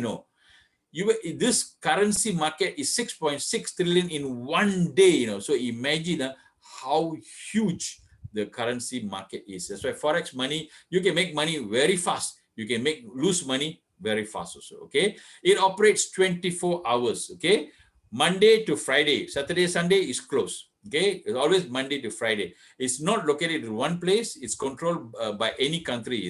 It's a global network of banks, brokers, and foreign exchange dealers, right? It's connected to internet connection, right? And it is 24 hours. Why is 24 hours? Is because look at the trader. It all starts from here. The country which the first sunlight comes is where? Which is the country that the first sunlight? That means morning. First morning starts where? Dr. Welland? Captain Welland. Yes, sir. Which country is first sunlight comes? I mean, let's say Monday morning, tomorrow Monday morning. Which is the country the earliest Monday morning? Earliest Monday morning 0080 is London. No, not London. London is behind us. We are earlier than London. New Zealand, right? Yes, you're right. Oh. New Zealand. You look at here, New Zealand. All these countries here. You see this line here? Okay, so this is the date lines line. New Zealand is always, the earliest line, all right? So when early morning, wake up tomorrow early morning, New Zealand start trading. Sydney, Australia market is very active, right? And then Tokyo opens up at 8 o'clock in the morning. Here, Malaysian 9 o'clock, 8 o'clock, they open up already, So Tokyo market trades, and Tokyo closes here at 5 o'clock. And when Tokyo closes, Frankfurt opens up. Germany, Germany opens up. Frankfurt. And then after that, London and Frankfurt, this is the most active time, You see this time, from this time to this time is the most active period. Because why? 3 markets are open. Frankfurt, London, and New York is open. Is it? Most people who do trading in Forex trading, they do at this time. I think, I don't know, Malaysian time is what? I'm not sure, I think Malaysian time is night. United States is 12 hours before us, right? After us. So this is 9 o'clock at night is the best time to do trading because there are so many people trading in different parts of the world. And then back again, New York closes straight away. The flight here, New York closes here, and then Sydney opens up. See, that is why you say there are 24 hours. It is trading. Unlike stock market close at 5 o'clock. It's finished already. 9 o'clock start, 5 o'clock finish. But in Forex market, it's 24 hours. It's moving all over the world. And they trade from Monday to Friday. After Friday, close totally. Saturday, Sunday, no action. Monday, it starts back again. So this is how the foreign exchange market works, right? So I used to be doing a little bit of trading in the Forex market and do some investment in Forex and all that, right? So it's good. If you're really interested, you can actually start doing on your own also, right? If you want to. Doctor, how much you invest in USD now? A few thousand, all in. I'm doing some investments also, Later, maybe you can message me and all that, This week, how about the rate within this week? This week, I've not checked the thing because what I do is first I was doing my own trading, I do my own trading, and then somewhere I lost money here because when you do your own trading, you have to really focus and see because the market moves very fast, So now what I do is rather than I trade, I invest in funds, Forex funds. So like Forex funds are like macam mutual fund lah. Macam mutual fund itu, you don't trade the stock market, but you give it to somebody else to trade, macam public mutual kan. So I have I invest in funds on Forex fund, which give a better profit lah, rather than I trade also. I just put it there. I give it some money to the fund manager lah, He can jaga some of your fund. So this is a way that you can actually have better money rather than put your money in the bank, which give you 2%. Kan? This one you can give you even much more, than even your EPF and things like that it gives you, right? Okay, so these are the ways that we can, we can trade, and then we can use that. So all the Forex market, stock market are also something that actually has a thing. Like somebody was mentioning to me the other day, the stock market now become very popular now because during the pandemic, everybody invests the money in the stock market, kan? Okay, right. So now what are the factors that affect the exchange rate of country? Okay, I want you to watch this video and listen what actually happens. Why is the market exchange rate turun naik lah, Exchange rates are like everything else. The more demand for a certain currency, the higher its value. And with more supply, the value drops. Let's see what influences currency values. Central banks often buy or sell domestic currency to stabilize it. By buying foreign and selling domestic currency, they make domestic currency relatively cheaper. With the high inflation decreasing the purchasing power, the value of the currency drops. For example, UK prices grow faster, demands for UK goods fall, and there's less demand for sterling. A rise in interest rates means higher returns for investors, increasing the demand for that currency and therefore its value. If a country spends more on foreign trade than it's earning, and then makes up the deficit by borrowing from other countries, the investors will remove investments, and the value of the local currency will drop. If a country has a large public debt, it easily leads to high inflation and increases the chance of defaulting. Everyone removes investments, and the currency loses its value. Forex transactions are speculative trades. For example, traders expect the currency's fall, get rid of it, and with the lack of demand, the value drops. Remember these factors, keep an eye on the market, and you'll be able to get the best deals. Okay, so what are the different things that what are the 6 factors? Anybody can remember? Listen carefully here, because this is going to be very useful for you in your life also, understanding why, what do you call the interest rate drops, or why the currency is dropping, What are any other, can you remember any of the factors that you talked about just now? Guys? Unmute yourselves, you all can talk. Simon? Inflation, sir? Yes, very good. Inflation, is it? So what happens is, it's all supply and demand. If inflation goes up, they mean harga barang-barang naik. When harga barang-barang naik, people don't buy things, you see. When people don't buy things, what happened? Demand drops, you know. When demand drop, what happened? Our currency will drop. Okay, so that's there, right? Anybody else? Good, that's one. Then another one. Government debt. Yes, government debt. If government has got a lot of debt, people are scared, you know, so they will take the money out. Foreigners take out the money, that means what? They are selling the currency. So, for example, now government has said that, oh, kita hutang banyak. Our prime minister has come and say, oh, our country got no money, you know. If the country got no money, what can happen? Can Malaysia become, technically, can it become bankrupt or not? Okay. Let's ask Wardon. Wardon, can Malaysia become bankrupt or not?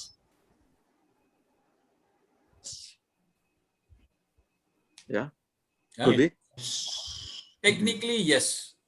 Technically, yes. You see, it can become bankrupt. You see, that means there's no money. You know, no more money already. You see, it can happen. You see, they have no money to pay their salaries for all the government servants. You know, it could happen, but unlikely. You know, unlikely because governments normally what they do. That's why they issue bond. You know, remember the bonds. Why they issue bond is because they want money. Bond is borrowing money, you know. So they go all over the world and say, oh, we are issue a bond, you know. They mean everybody lend me money, I will give you interest back. So I need money to take care, you know, of the pandemic, you know. So they issue bonds for that, right? So basically, you know, when governments are weak, you know, having borrowing, people don't want to invest, you know. When people don't invest, they take out the money from Malaysia, supply and demand. You know, there's less demand for ringgit Malaysia will drop. Okay. All right, so these are the factors, government invention, buying and selling. Okay, so that's what also we looked at. Inflation, okay, we saw that inflation is interest rate differences. Okay, and then interest rate, for example, if the interest rate drops, what happens? Interest rate drops, then people will take the money will come out. Yeah, so our currency will drop. Interest rates goes high, then foreigners will pump in money into Malaysia and say, hey, better they invest. Yeah. So when the demand for ringgit, I mean, if they want to invest in Malaysia, let's say I'm a Singaporean. If I want to invest in Malaysia, that means what? I have to sell Singapore. I got to buy Malaysian, right? It's always the two currency, you know. So when I buy, demand goes up. That means Malaysian ringgit will go up. So this is how the whole thing, okay? Just understand it from a point of supply and demand. It becomes very clear for you, right? Current account deficit. Current account deficit is the trade deficit. Remember, we were talked about, right? Isn't it? So if, let's say, we import more than we export, then what happens? Our ringgit is going out more. Foreigner ringgit is, we are buying more for, what do you call the thing? So then what happened? Demand for our currency drops, so that also affects that. Government debt, we saw that is now government debt. Speculation by trader, okay? Now, speculation by trader, remember George Soros? Do you remember that? George Soros, Yeah. Remember yesterday we saw the GDP, right? At one time when the Asian financial crisis was the lowest period of our time when our GDP was very low. Why? Because people like George Soros, they form a syndicate and they started selling currency. Okay, and that is what the whole entire thing happened, right? So if I have time, I can explain to you how it happened. Maybe you can go to Google and find out how it happened. And because of it's called shorting. They call it short. They short the currency. Short means they sell the currency. Banyak. That means what they do is they started off in Thailand. George Soros, what he did, he went to Thailand and he borrowed billions of Thai bahts. Borrow the money. They go to the bank and they borrow 1 trillion Thai bahts. Okay, let's say for example 1 trillion Thai baht. So let's say, for example, I go to the Thailand and I borrow 1 trillion Thai baht. I borrow the money, and then what I do, I convert the money into into pounds. Okay, so a big amount of money like 1 trillion, I convert it. What happened? The currency of the country drops. Okay? Then after that, what I do, I pay back the loan. Then I convert back. So now, last time 1 pound is, let's say, for example, 1 pound is 10 bahts, let's say. Now, because of what he call he has converted the whole trillion bahts into pounds.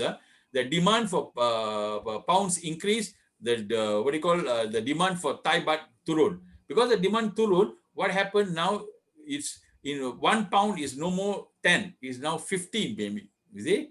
So when he's 15 now, when he pay back the loan, when he pay back the loan, what happened? They tapaya buy 1 trillion. They just buy a lesser only, because the exchange rate different, and that is how he made money within one day, Within a few days, he was able to make money by stock market because he short the market, and that affected the whole entire Asian market because everybody in Asia at that time was investing in Thai baht, Malaysia pun invest in Thai baht, So when Thai baht turun macam gila, everybody was affected. So that is what actually happened by speculation. So this is one of the way. And finally, like somebody mentioned just now, political and economic stability also affected. They can what do you call turunkan your currency. All right. Now, okay, next question. The next thing we're going to go. Managing the country exchange rate. Do you remember when I don't know whether you remember, probably you all are very still young. At the time when the currency crisis, 1998, the time, do you remember what happened? What did Mahathir was Prime Minister, what did he do to our currency at the time? At one time, our currency was very strong against the US dollar. Again, I think one US dollar was, I think, 2.4 or something like that. So then immediately after that, it dropped, It dropped like crazy, I think 3 point something, And then what did Mahathir do? Do you remember anybody? What did he do to the currency? He fixed the... Yes, very good. They call it peg. He pegged it to US currency.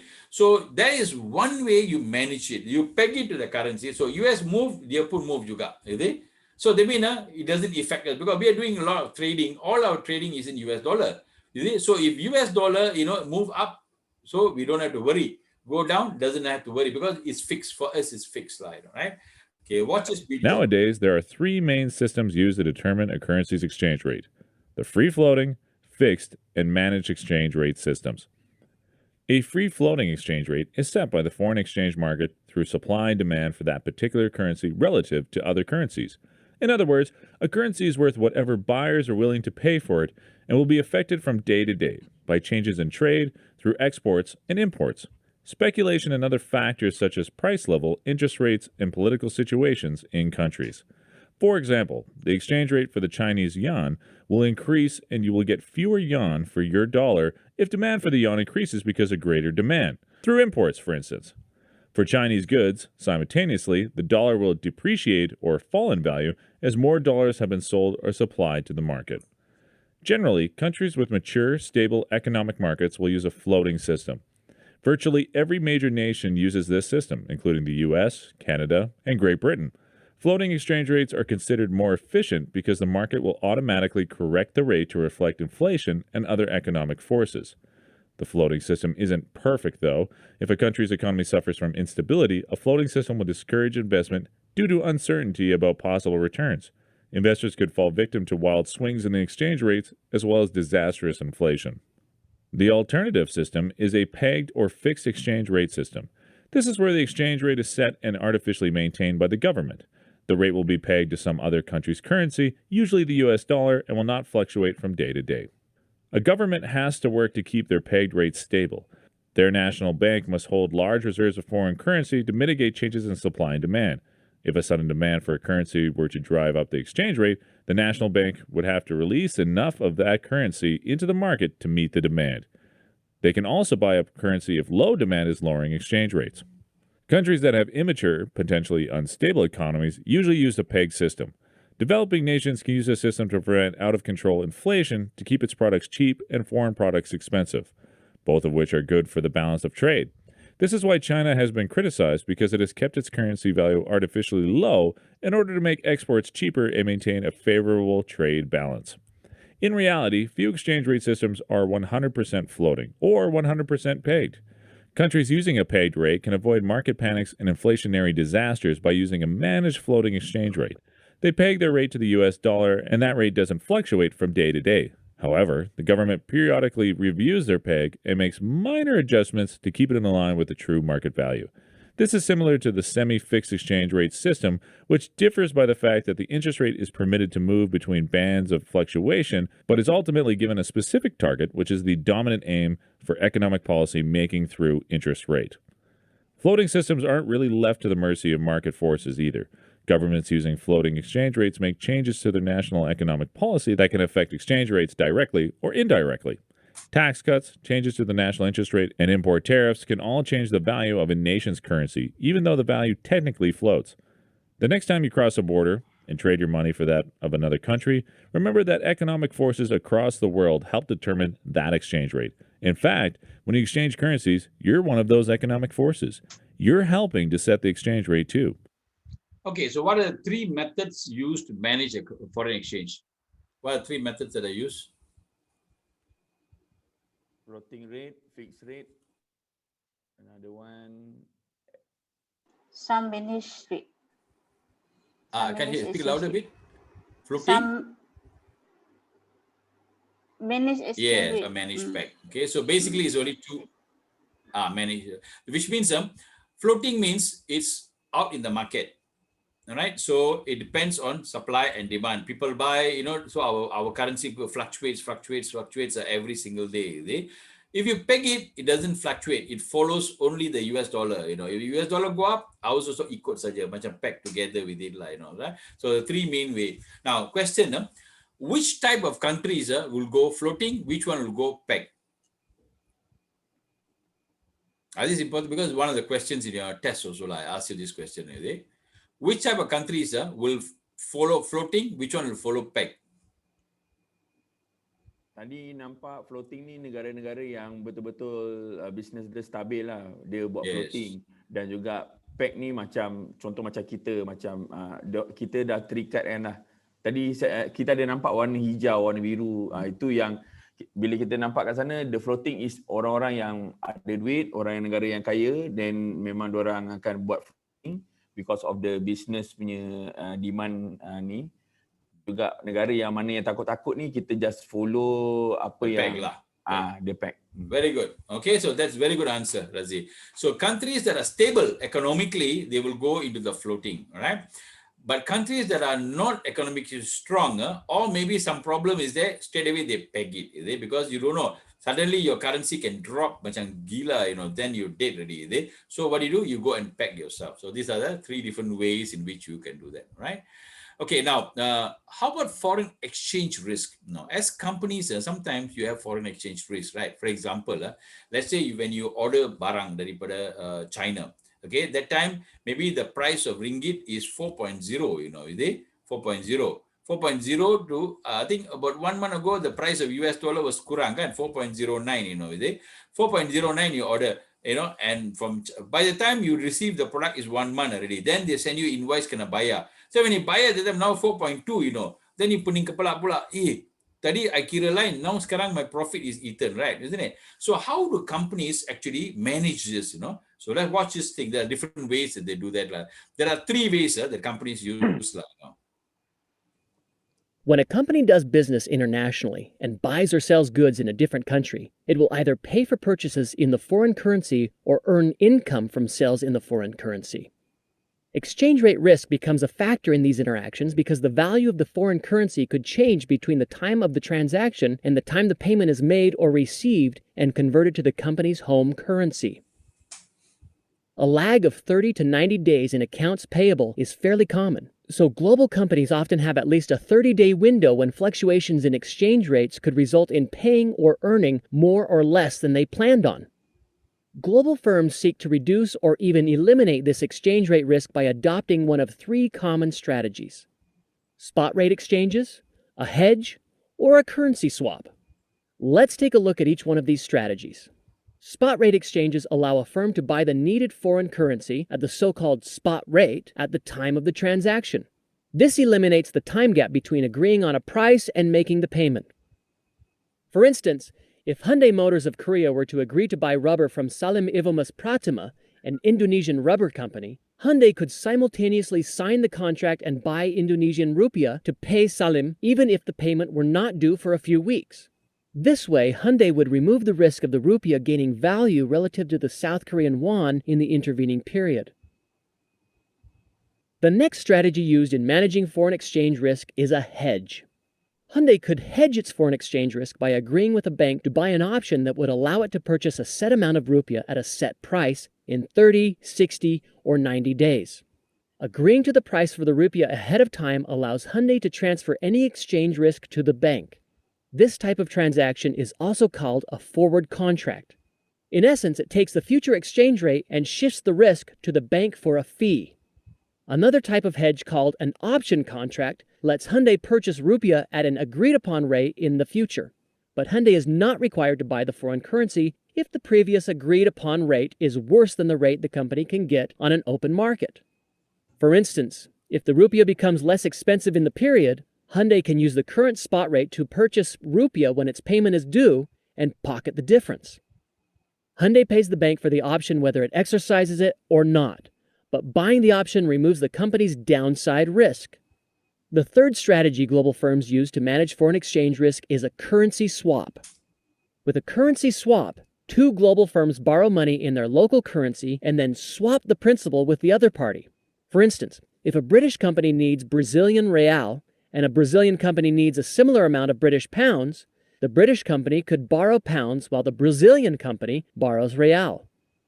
Then the companies swap their currencies, giving each company the foreign currency it needs, but allowing each company to pay back the loan in its local currency, eliminating exchange rate risk. These three strategies help mitigate the risk of doing business internationally with foreign currency. Okay, so what are the three different ways you can handle foreign exchange risk? Hedge, spot rate, dan current swap. Hedge and then currency swap. Spot rate is today's rate. Okay, for example, if I buy from China, I tell them, okay, today rate is so much for 4.13. I use this one, so that's a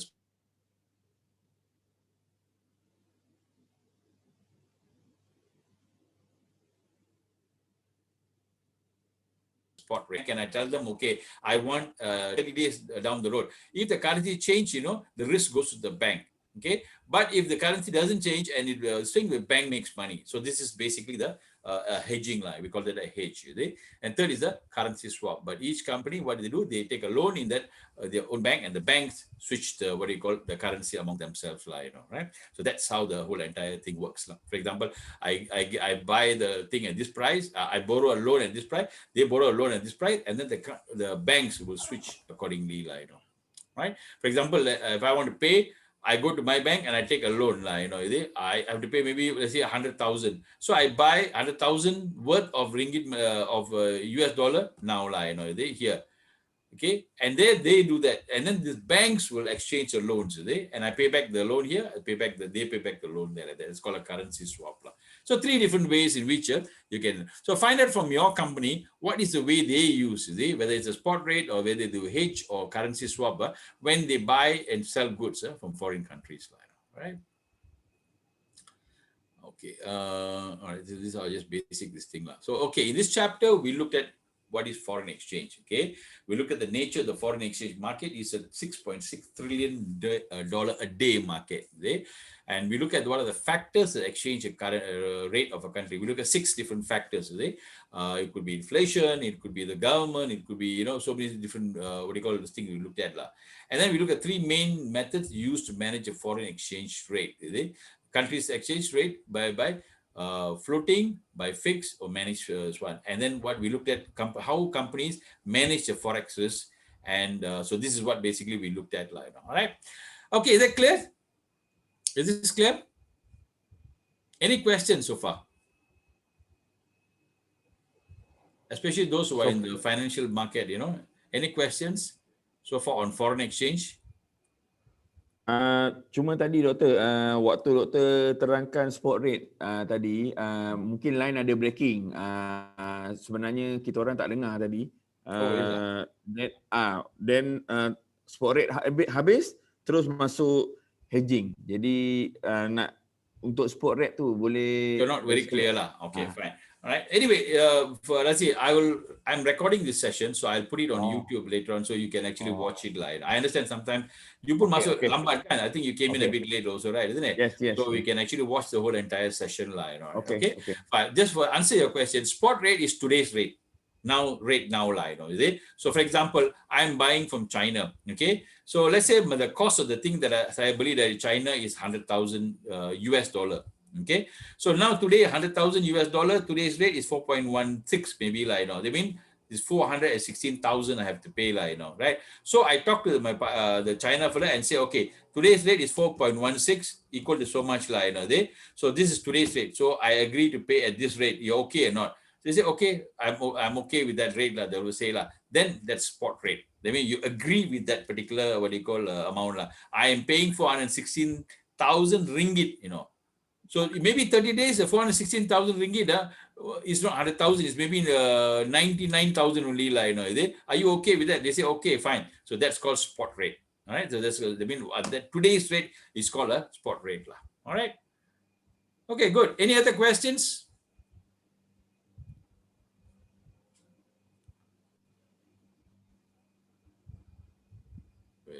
Any other questions before we go to the next one?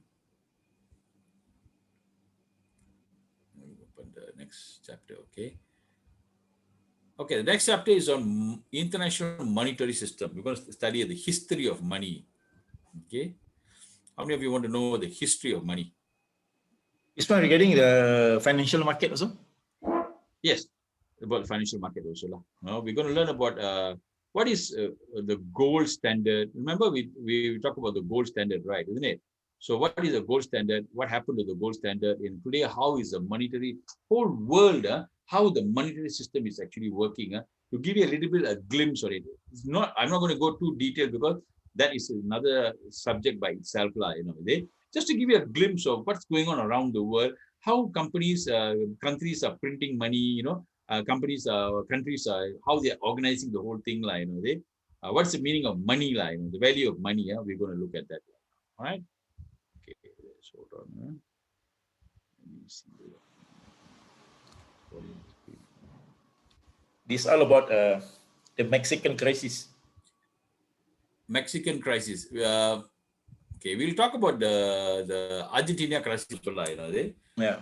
Argentina. You know, Venezuela is going through a very bad time now, you know, because Venezuela is going under what they call hyperinflation. Hyperinflation means what, you know? We know what is inflation. Inflation is upper to inflation. What do you mean by inflation? Inflation means harga barang sudah naik. Okay, that means yesterday you go and buy tomato, 1 kilo is 5 ringgit. Today you go and buy, okay, 1 kilo is what, 6 ringgit, you know.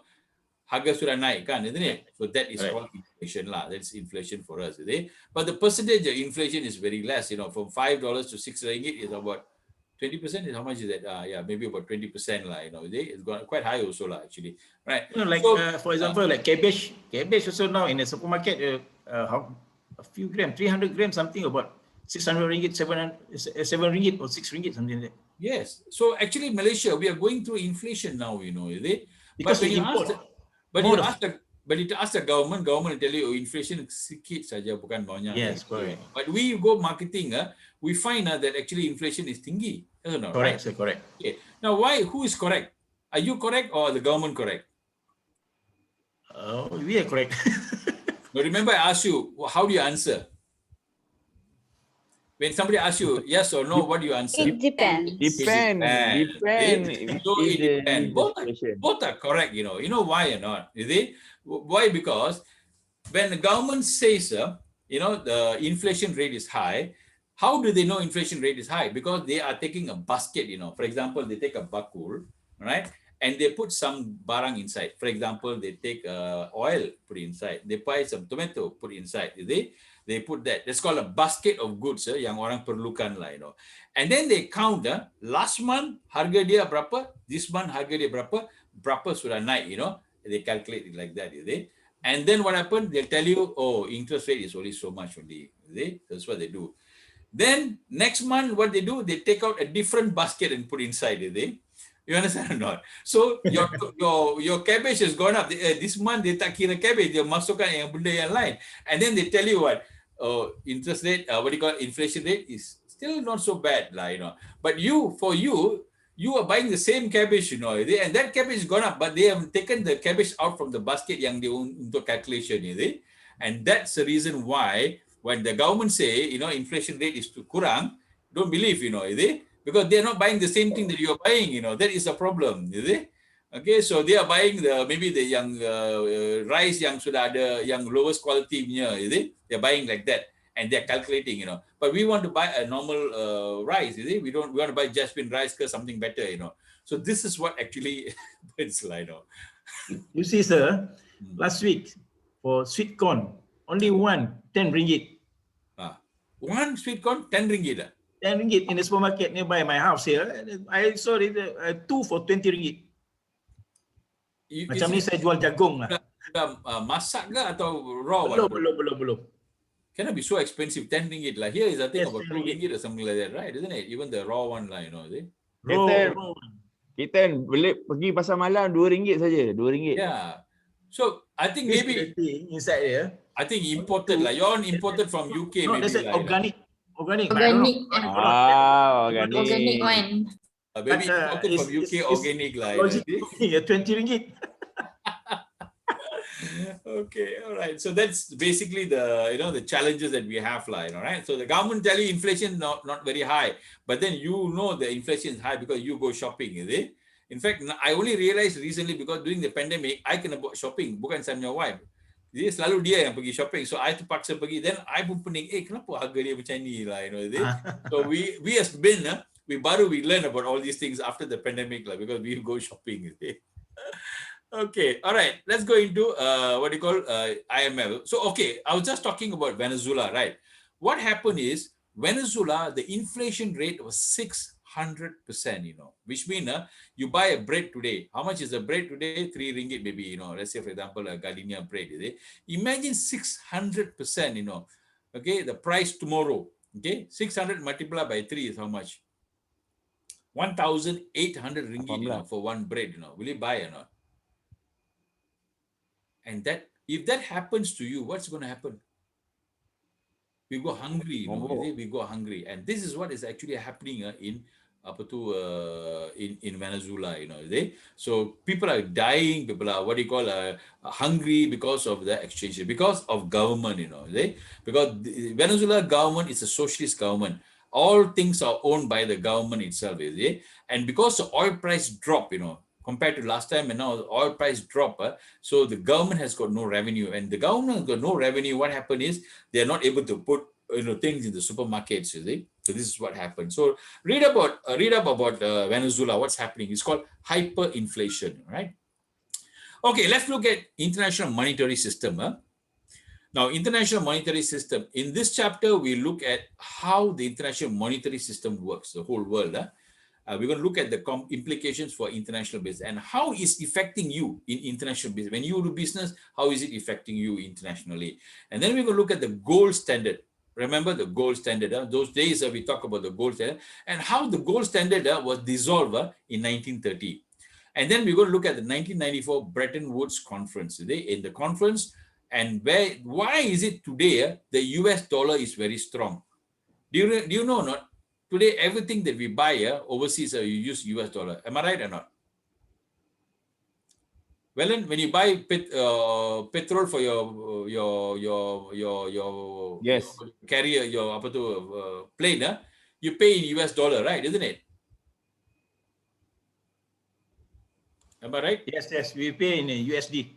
Everything is in US dollar, right? Anything that you buy. Why is it that we use US dollar? Why are we not using rupiah, or why are we not using euro or other currencies? What's the reason? Why? Why is Bretton Woods conference? Okay, right. We will look at that in the Bretton Woods conference. What actually happened? The story behind that, right? And then some other country they use euro. Pardon? Euro. Yeah, some companies are using euro now, so this is why the US is a bit upset, because when they use euro, their currency the value of their currency will go down. Our company use euro, charging use euro. Oh, is it? Yeah. Okay, that's good, because you're based in Europe, right? In Malta, right? Malta. In Austria, eh? Yes. Yeah, in Austria. So that's why you would want to use euro, right? Okay, now let's look at the gold standard. Pegging currency gold and guaranteeing is called the gold standard. That means in those days, the early days, what happened was everybody used a gold standard, which means if I print money, a ringgit Malaysia, let's say I print out money. So let's say, for example, you print $100 ringgit, When I print 100 ringgit, I put a certain amount of gold inside the vault, then only I print. So that's a value to that. Everything is backed by gold, right? By 1880, most of the world trading nation, including in Great Britain, Germany, Japan, and United States, had adopted the gold standard. By 1880, everybody had a gold standard. I mean, when you print money, you must back it with gold. Then only I will want to buy things from you. Otherwise, there's no value for yours. So given a common gold standard, the value of any currency, was easy to determine. For easy, for example, you can say, gold standard, $1 was defined as equivalent to 223.23 grain of fine gold. This is the thing. So you know the value of any currency. What is the value of it? We'll know it. So it's very easy. Okay. But what happened was, in the 1914, World War I started. Okay. When World War I started, and then 1939, World War II started. When all the countries were fighting in the war, what happened was they had no money, right? All the gold reserves that they had all gone already. So all depleted. So because of they were sponsoring the war, bullets, and all kind of thing, they were spending all the money for the war. They had no money. So what happened was they abandoned the gold standard. Okay. So when they abandoned the gold standard, what they did, they started printing money. Look at this. They finance it by printing money, they need to finance a military expedition, and they printed money. And when you print money, it results in inflation. Remember, supply and demand, Too much of money in the market leads to what? Inflation, right? So they result in inflation, right? Inflation. So now watch this video on the history of money, how money started. Almost 2,600 years ago, the first gold coins were minted and used for trade. Later on, people started storing their gold in well-guarded vaults and bought goods and services using the receipts given to them by those running the vaults. Pieces of paper they could always exchange for real gold. That's how paper money first appeared, and things evolved from there. Initially, most currencies were pegged to gold directly, as the name gold standard suggests. People could walk into a bank and exchange a piece of paper money to gold. After 1945, however, this changed. Currencies were pegged to the dollar, which was pegged to gold at a rate of $35 per ounce. Individuals were no longer allowed to exchange paper money to gold, but central banks were. However, countries such as France ended up no longer trusting the US dollar and started converting their dollars to physical gold. The gold reserves of the US were getting depleted quickly, so President Nixon stopped allowing that. He took the United States, and thereby the world, off anything even resembling a gold standard in 1971.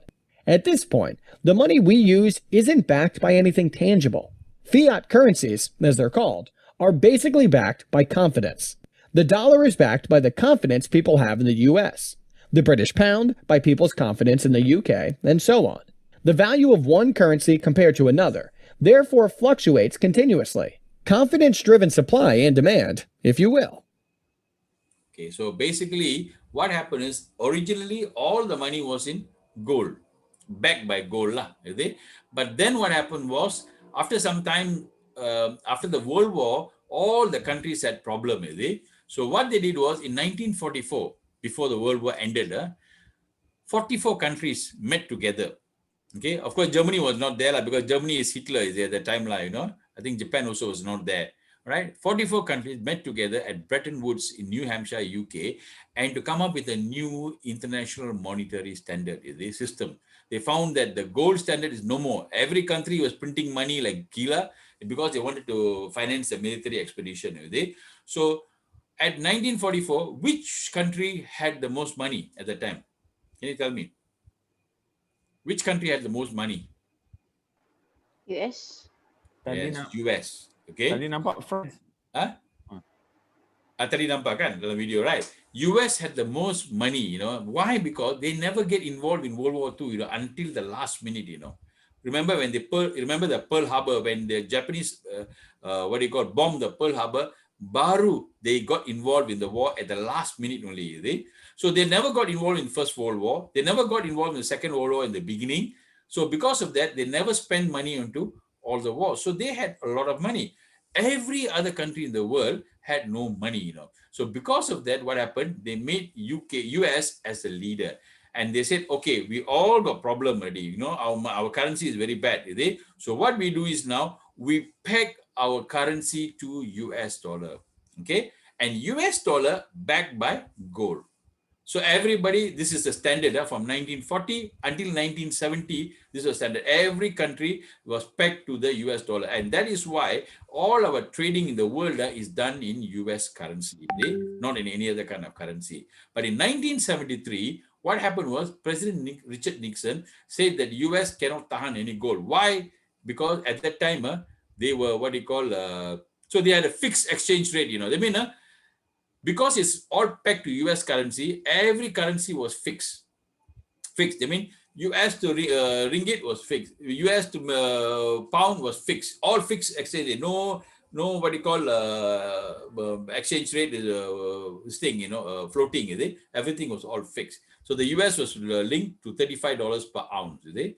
But what happened was in 1960, in 1971, because of the war, US military in the Vietnam War, the US was spending a lot of money in Vietnam War, and because of that, their gold was depleted.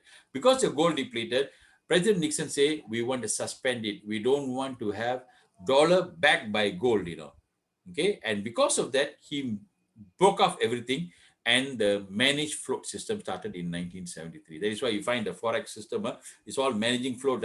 After 1973, everything was all floating in the thing. So this is the story of how money came about. The gold standard was dropped for the present to lift prices, aid our trade position. So no more gold standard.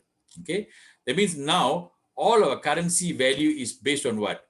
Is on the trust in the government. We take $1 US dollar is not backed by, it's just a piece of paper, kertas, it's got no value, We only, the value is what? Trust in the government only, not in any kind of thing. Do you remember, you understand this? Okay, so there's no value on the thing. So for example, if I were to say like this, what fish is this? Arowana, right? Isn't it? Arowana. How much is this fish, one fish? Maybe it can cost about, yes. About 10,000, Sometimes the fish will cost about 10,000 ringgit. Now, who tells you the value is 10,000? Who tell you? Razi, you have to unmute yourself, Razi. Keep yourself unmuted. Pembeli yang bagi tahu. Pembeli yang penjual cakap, aku nak jual dengan harga 10,000, then orang setuju, then that's why they speculate bagi tahu, satu ikan ni 10,000 sekarang. So the value is based on your buyer and seller kind of thing, is it? So let's say, for example, 10 fish is equal to, maybe I can buy a X70, right? Isn't it? So you can just go and sell it. I remember one time ago, many years ago, I was walking in Jalan Kuching, I was just watching people, at those days, Jalan Kuching tepi itu, their place to, so the people were playing, the ayam, the lawan punya tu, what is that? Ayam laga. Ayam laga, so from Kelantan and all that, they were doing some competition on Sunday, so one guy, what he did, he bought one ayam laga, he said, I want this, and then he gave his Mercedes, Mercedes car park there, he gave the key to the player, and then the grand tell you take it, One ayam laga equal to one Mercedes car, Do you believe that or not, So I was thinking, what is this? This is like, I think 15, 20 years ago, at the time, This fish, this type of fish is expensive. Yes, so this is value, So basically, we are placing value on ringgit or dollar, or US dollar is perception. It's just trust in that particular thing, The fish you take back, boleh mati juga, The money is all gone already, All right, so it's based on value. That is why today people are looking into new currencies like Bitcoin. You all heard about Bitcoin and cryptocurrency. You all heard about that, right? Isn't it?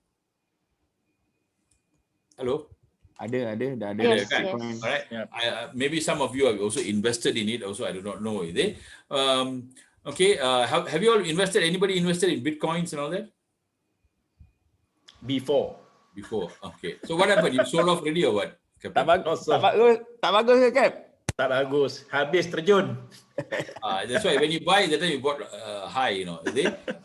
My recommendation would be, don't put a lot of money, put some money inside.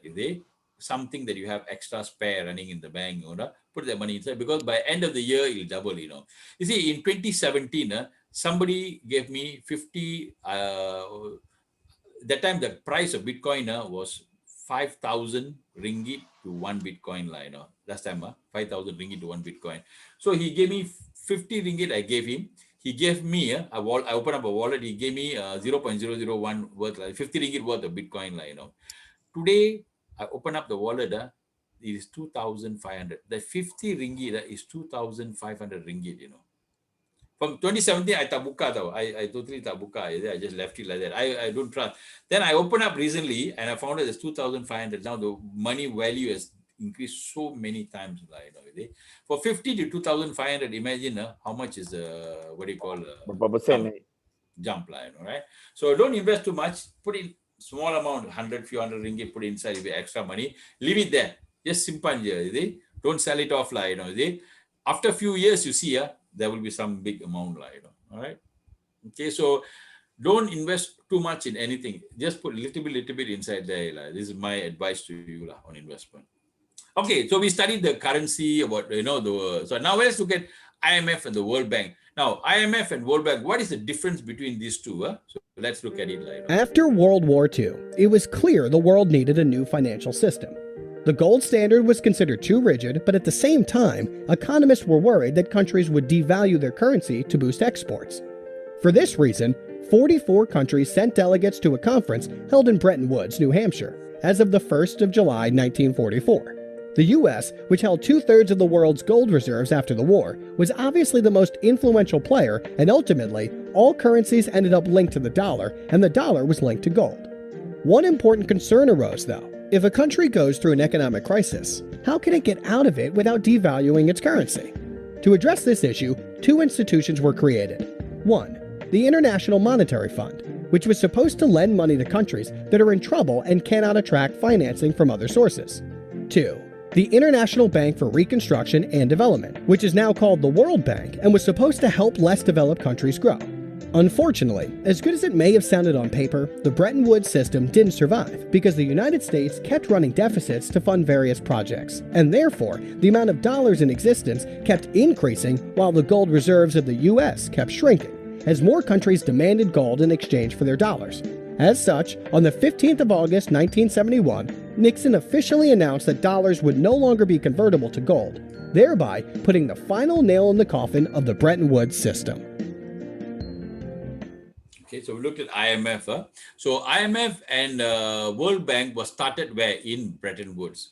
Okay, and after Bretton Woods, they say, okay, since now the whole world was going to follow a new economic monetary system in the world, somebody need to help them, so they have the IMF. Okay? So the World Bank, okay, also started around time 945. You know, both of them. World Bank headquarters is in Washington. Okay. The International Monetary Fund and the World Bank have been founded, just like the United Nations after World War II. Why? Mainly because after the war, everyone wanted peace. However, peace on an empty stomach is hard to maintain. So these two institutions were meant to help the economic stability of the world. Both of them are basically banks, but instead of being started by individuals, like regular banks, they've been started by countries. Most of the world's countries are members of the two institutions, but of course, the richest countries are those who handled most of the financing, and ultimately, those who have the greatest influence. The IMF and the World Bank were designed to complement each other. The IMF's main goal is helping countries which are currently in trouble, and who cannot get money by other means. Perhaps their economy collapsed, perhaps their currency is in danger. The IMF, in these cases, is kind of like a lender of last resort, who you go to when nobody else is willing to give you money. The World Bank, in comparison, has a more long-term approach. Its main goals revolve around the eradication of poverty, and it funds specific projects which help them reach these goals, especially in poor countries. Unfortunately, the reputation of these institutions has been dwindling, mainly due to practices such as lending to corrupt governments, or even dictators, and imposing ineffective austerity measures to get their money back. If run properly, however, they definitely could help make the world a better place. Okay, so the difference between a World Bank and IMF is what?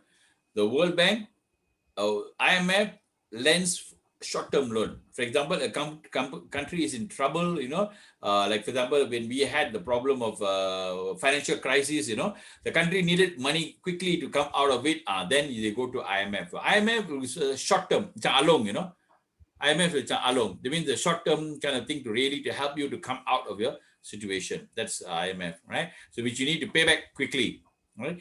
The World Bank is different. The World Bank is basically long-term. It's help poor countries to build them up, to create infrastructure, build roads for them, build agriculture, help them on agriculture. So the World Bank is basically a long-term kind of a thing. So these are the two differences between an IMF and a World Bank. You understand the difference? Okay, you're clear, right? What is the World Bank and what is the IMF, So when people ask you what is World Bank, you know what is World Bank. You know what's the function of World Bank, what's the function of... I have a friend of mine working in World Bank, She travels a lot and then they help, countries where they're doing work and things like that. IMF, okay, like I said, a lot of problems, okay? So they help country, but then sometimes some countries are good. Like during the financial crisis, they lend money to Thailand. Thailand took the IMF loan, right? Remember, Mahathir don't want to take the IMF loan. Thailand took the IMF loan and they recovered. Korea took the IMF loan and they recovered. After a while, they were able to pay back. They were very good. They're very disciplined. But some countries have problem in paying back. Okay, one of the country is basically Argentina. Okay, now watch this video on Argentina. Argentina had a debt crisis, many times in 2001, and then what they did, they borrowed money from IMF, but they cannot pay back because when IMF, what they do is when they lend you money, what they do, they will give you rules to follow, right? For example, if let's say, for example, you got a problem, let's say you have a problem. Let's say let's use Razi for example, So let's say Razi has got a problem, you cannot manage your finances, So let's say I'm a I lend money to you, So I lend you maybe 10,000 ringgit or 50,000. I lend you to cover your swan. But then you straight away you go and buy a new car, Can you do that or not? Tak boleh. No, because I lend you for what to help you to overcome your difficulty, right? So I will impose rules on you. Oh, you cannot pay so much for this. You cannot pergi makan selalu dekat McD. You cannot do this one. You cannot do that one. I will impose rules on you because I am lending you money for a short time, for you to turn around. Macam AKPK AKPK kind of thing right? Isn't it? But what happens is when IMF impose this kind of thing, countries have problem because sometimes you tell you, oh, you cannot pay so much to your workers. You must increase the tax. You increase the tax, what happened? People suffer again. So more problems happen, and that is what actually happened in Argentina. So watch this video on Argentina. In 2018, Argentina received the biggest loan package ever from the International Monetary Fund, the IMF, which was supposed to help the country overcome its economic crisis. However, almost a year later, and it seems Argentina is still facing problems. So what's going on and why are there still issues? Here's your 3-minute explainer.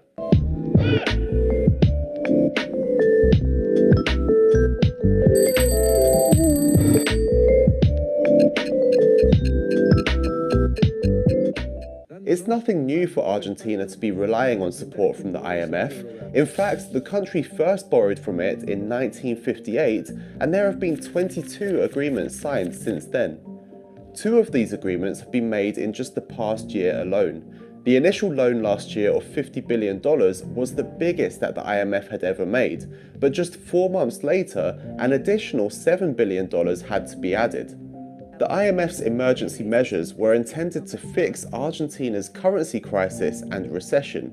The peso had lost more than half its value against the dollar after there was a lot of concern from investors about the ability to control inflation and the US Federal Reserve raising rates, which would lead to a stronger dollar and make Argentina's dollar debts more expensive. This devaluation in Argentina's currency means that exports are more competitive, but it also means that imports become very expensive, which can be tough for consumers and damaging for the economy. To combat this, interest rates have skyrocketed and are currently standing at over 60%. 60%. This is up from 20% in early 2018. The central bank is raising rates to tackle the high rate of inflation. This basically refers to the rise in the prices of goods.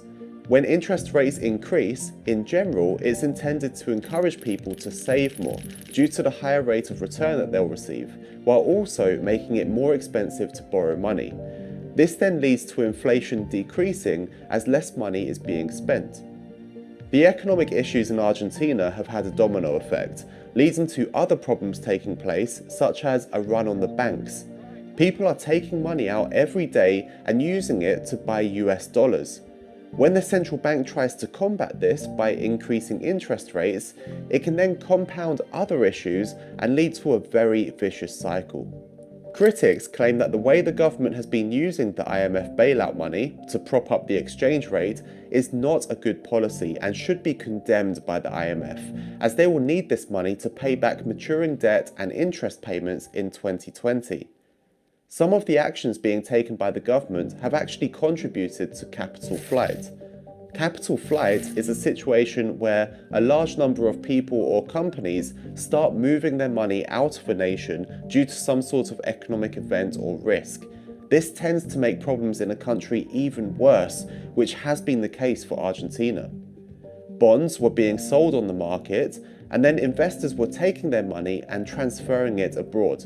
Argentina now has a huge amount of wealth being held abroad, and this can contribute towards the collapse of an economy. As critics have been pointing out, in 2001, just 2 months before Argentina defaulted on its debt, it borrowed $8 billion from the IMF. Could similar mistakes be happening again? The IMF has preferred creditor status, meaning it will be first in line to be paid back by Argentina ahead of other lenders. In practical terms, this means that when the loan is due to be paid, if there is no money left over for other creditors, investors will suffer by having to take a loss. As a result of this, Argentina is going to struggle to find private investors to invest in the country in the near future, especially since it took 15 years for some investors to receive their payments the last time the government defaulted. The IMF will be keeping an eye on the situation, although it has been allowing the government enough space so far to attempt to deal with their issues. If you would be interested in seeing an economic fact file video on Argentina, leave a comment below letting us know. Okay, so this is the story of Argentina. What happened in Argentina? Now, okay, here we talk about a few things. What happened was basically when IMF came in, lend them the loan, give them the money. What they did was people took the money out of Argentina. They mean they're taking the money, converting into US dollar. This is it. Remember when people buy US dollar and sell your currency, what happens to your currency? Your currency will drop automatically. Remember, we studied that just now, right? Supply and demand, your currency is going to drop. So the value of a currency drops. So what they did, in order to boost that up, they increased the interest rate, Interest rate. Now, interest rate there is how much you saw? 60%, is it?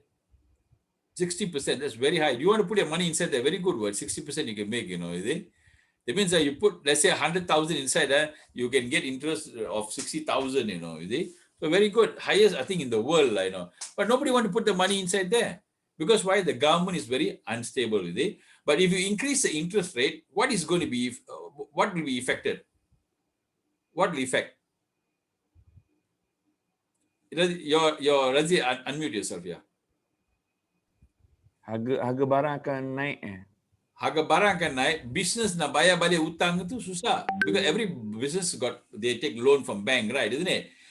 When you take the loan, the time is 5% interest maybe a year. Now 60% sudah naik, then what are you going to do? How are you going to pay? So the only way you're going to do is you akan naikkan harga barang yang you jual. Let's say I am Gardenia, is it? So I have taken bank loan to do my business. So now last time I took the time 5%, now come to 60% already. So pening, is it? So where I going to get the money? I jual barang mahal lah, see? So people are affected, is it? So ultimately what happened, the whole entire country is in chaos, So this is what actually IMF had done. So watch the videos that are there in the slide. There are a few other videos I've given about IMF, is it? You can also look at Venezuela, about story of Venezuela. Okay, so in this chapter, we look at the gold standard, how after, from the early days, every country, the currency was pegged to gold. Okay, and then we looked at after World War, this system was actually every country stopped this system because they were spending a lot of money to finance the war. Then came the fixed rate system. Okay, the fixed rate system came in Bretton Woods. In Bretton Woods in 1944, what happened? All of the countries, 44 countries, joined together and made US as the main currency system. Okay, and US was fixed to gold because they are the biggest gold reserve in the world, and every other country was in fixed system. They pegged their currency to this. So every currency was fixed rate. We know. We buy, we know that there's no buying and selling because it's a fixed rate currency system is there in the world. In 1971, this fixed rate system collapsed. Because why? US didn't have any more gold. They were spending a lot of money on the Vietnam War.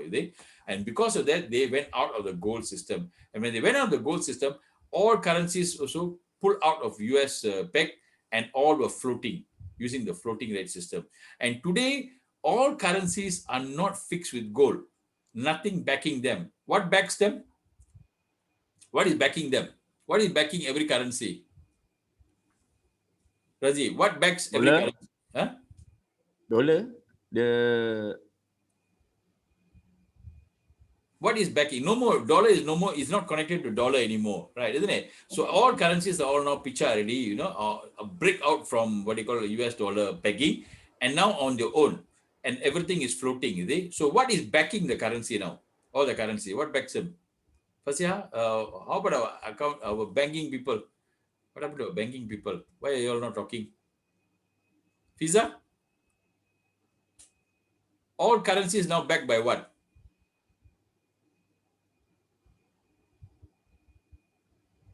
Okay. All currencies are.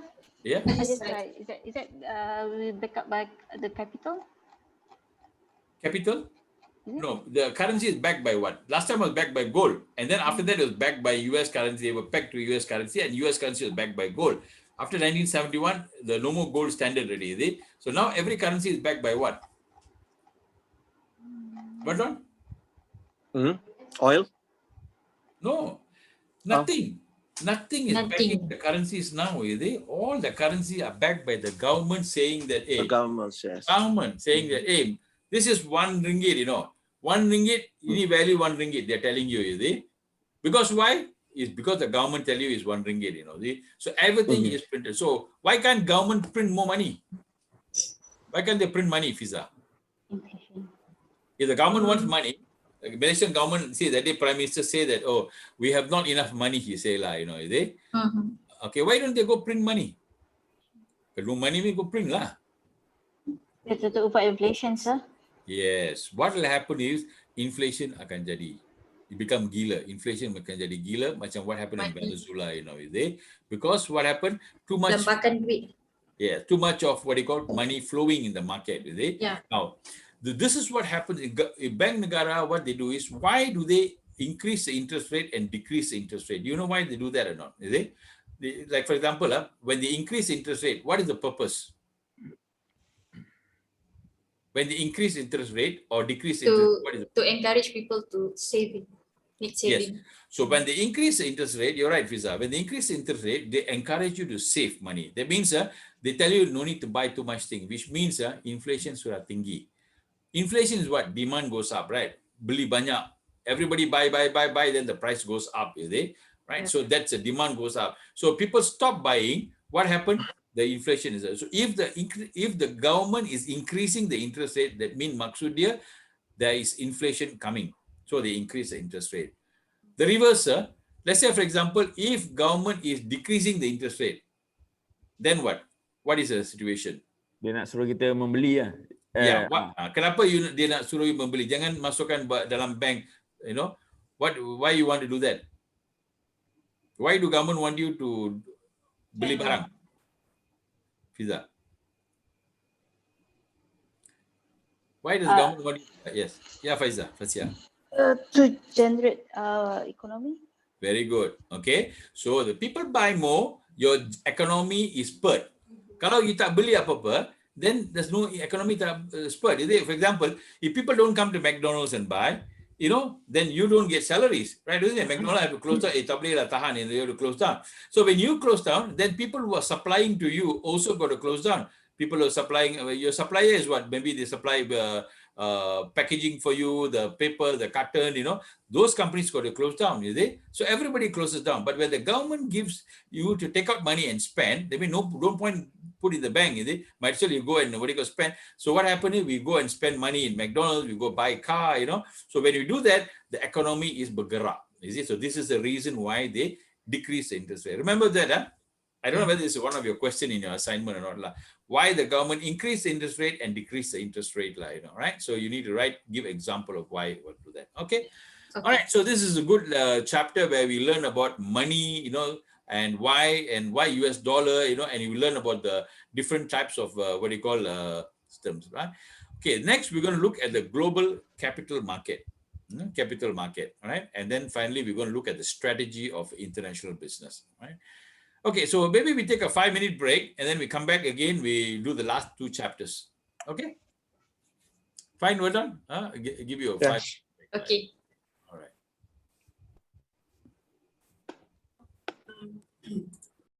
Okay, let's start again. Let's continue back. Okay, in the previous chapter, we looked at about 2 chapters, we looked at money. Okay, foreign exchange market, international monetary system, And now in this chapter, we're going to look at global capital market. Okay, so now let's say your company is now expanding to overseas. Where are you going to get money from? What are the different ways that we can, get money, right? Okay, so we're going to look at the different options that companies have. So how to tap into the global capital market, right? So we got a little bit of idea about the whole entire, capital market, right? Now we're going to look at what is the generic capital market, limitation of domestic market, and equity market. What is the equity market? What's the bond market? And the attraction of a global capital market and the growth and the risk of the global market. All right. So these are the things that we're going to cover in this chapter, right? Now, if your company wants to expand globally, where can you get the money from? Let's say we're done. Let's say your company now, you want to expand globally. Where can you get the money from? Bank. Yeah. Local bank? Foreign bank? Local bank, foreign bank, yes. Yeah, we can get from local or foreign bank, right? Local bank, sometimes they ask you why you want to invest in Indonesia, so they might not give you, right? And foreign bank might not give you because why? You don't have a presence there in that particular country, right? Isn't it? Okay, so now let's say, for example, a company needs money. Let's say, for example, a company needs more money to expand. There's a planned expansion line now. So they can go into the domestic or to the global market, right? So watch this about a video on capital markets.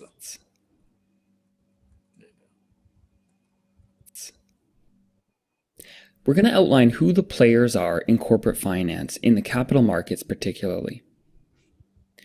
On the one side of this diagram, we're going to start with corporates. Corporates are operating businesses.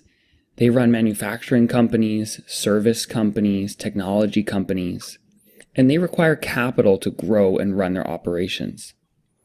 On the other side, we have institutions. These consist of fund managers. They could be institutional investors, but also retail investors as well. These are the people that have capital. So the capital flows from the institutions or investment managers who have the money to the corporations that need that money to grow and run their business. In exchange, the corporations issue back to the investors bonds, which is debt, or shares, which are equity. And this completes the cycle between the two. Now, in the middle of these two groups sit the investment banks.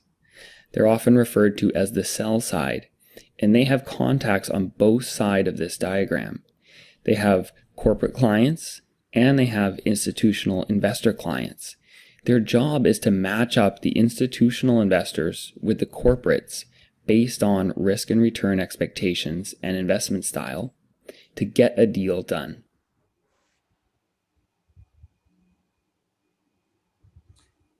Okay, so basically there are two people. One is a corporate, one is the investors. Investors are people who have money, okay, and they want the money to grow higher. I mean, they don't want to put the money in the bank, they want to put somewhere where it can give them a higher return, okay. So what they do is they go to investment bank. Now, investment banks are not your regular bank. It's not CIMB, it's not RHB. The investment banks are those banks who help to, for companies go to, in order for them to get loans. So what they do, they match the fund managers, people who got money, to link them with the companies that want to borrow. You see? So what happens is, if you look at this chart here, what is that? Hold on. So if you look at the chart here, you see that you look here, you find this is the corporates, okay, corporate company, and these are the stake. So they issue bonds and shares. So what happens is the company will issue a bond, and when the bond, the investors would buy the bond, and they transact through the investment banks. Okay, so they issue bonds, and or they issue share. If it's share means, like, for example, they put it in KLSE, they issue share, and when they issue share, all the investors will buy their share. And when they collect the money from the share, what happens? They can use the money to expand overseas, or expand their branches. So this is how what you call the investment takes place. Right? Let me clear all the drawings.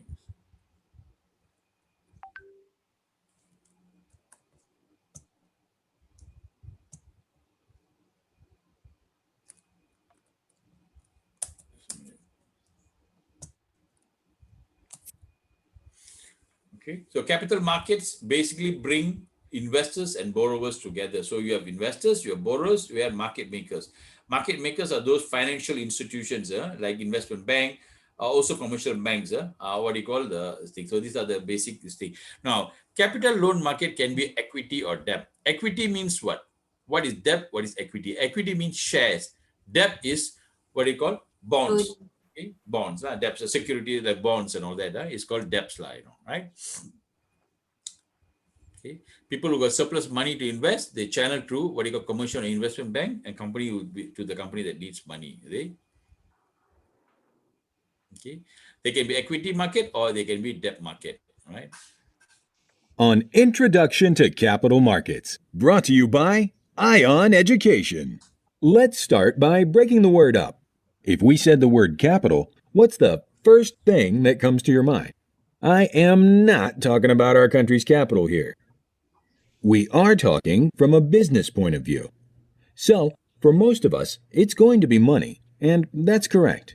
Money is the primary base for the word capital. And markets, well, markets refer to a place where products and services are bought and sold between buyers and sellers. Putting the words together, capital markets are markets where money is exchanged between people who have excess of it to those who are in need. Now, when we say excess, he may not be a snobbish guy with a fleet of super luxury cars and a lot of cash. It could be anyone having a regular lifestyle with some money for which he has no immediate use. Similarly, someone who is in need may not be a beggar on the road. They are companies or organizations who are already doing well in their business, but require more money to expand operations. ION example. Ace, an industrialist in the textile business. Ace manages to clinch a deal with Gucci to export textile cloth to their manufacturing unit. However, his company, Ace Textiles Incorporated, is currently functioning at full capacity and has no room for new orders. If Ace Textiles Incorporated takes up this contract, then he will have to set up another industrial unit, which would cost 10 million rupees.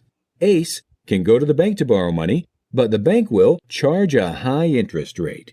Chances are, even if Ace can afford the interest rates, banks will scrutinize Ace before lending to him and ask him hundreds of questions just like our parents do before lending us money.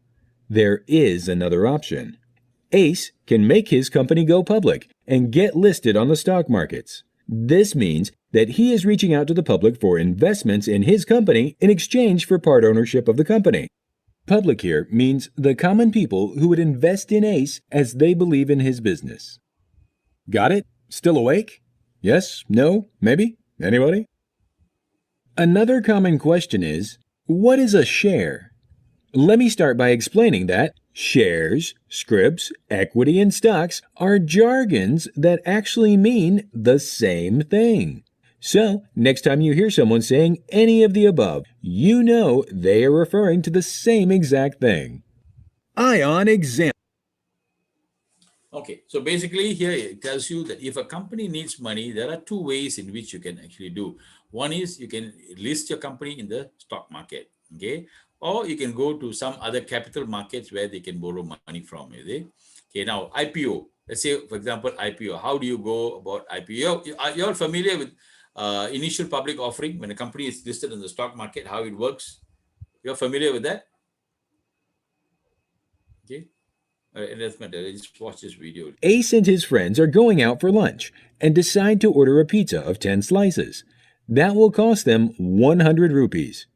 How much is each of them supposed to pay for their share of 2 slices? 10, 20, 30, 40?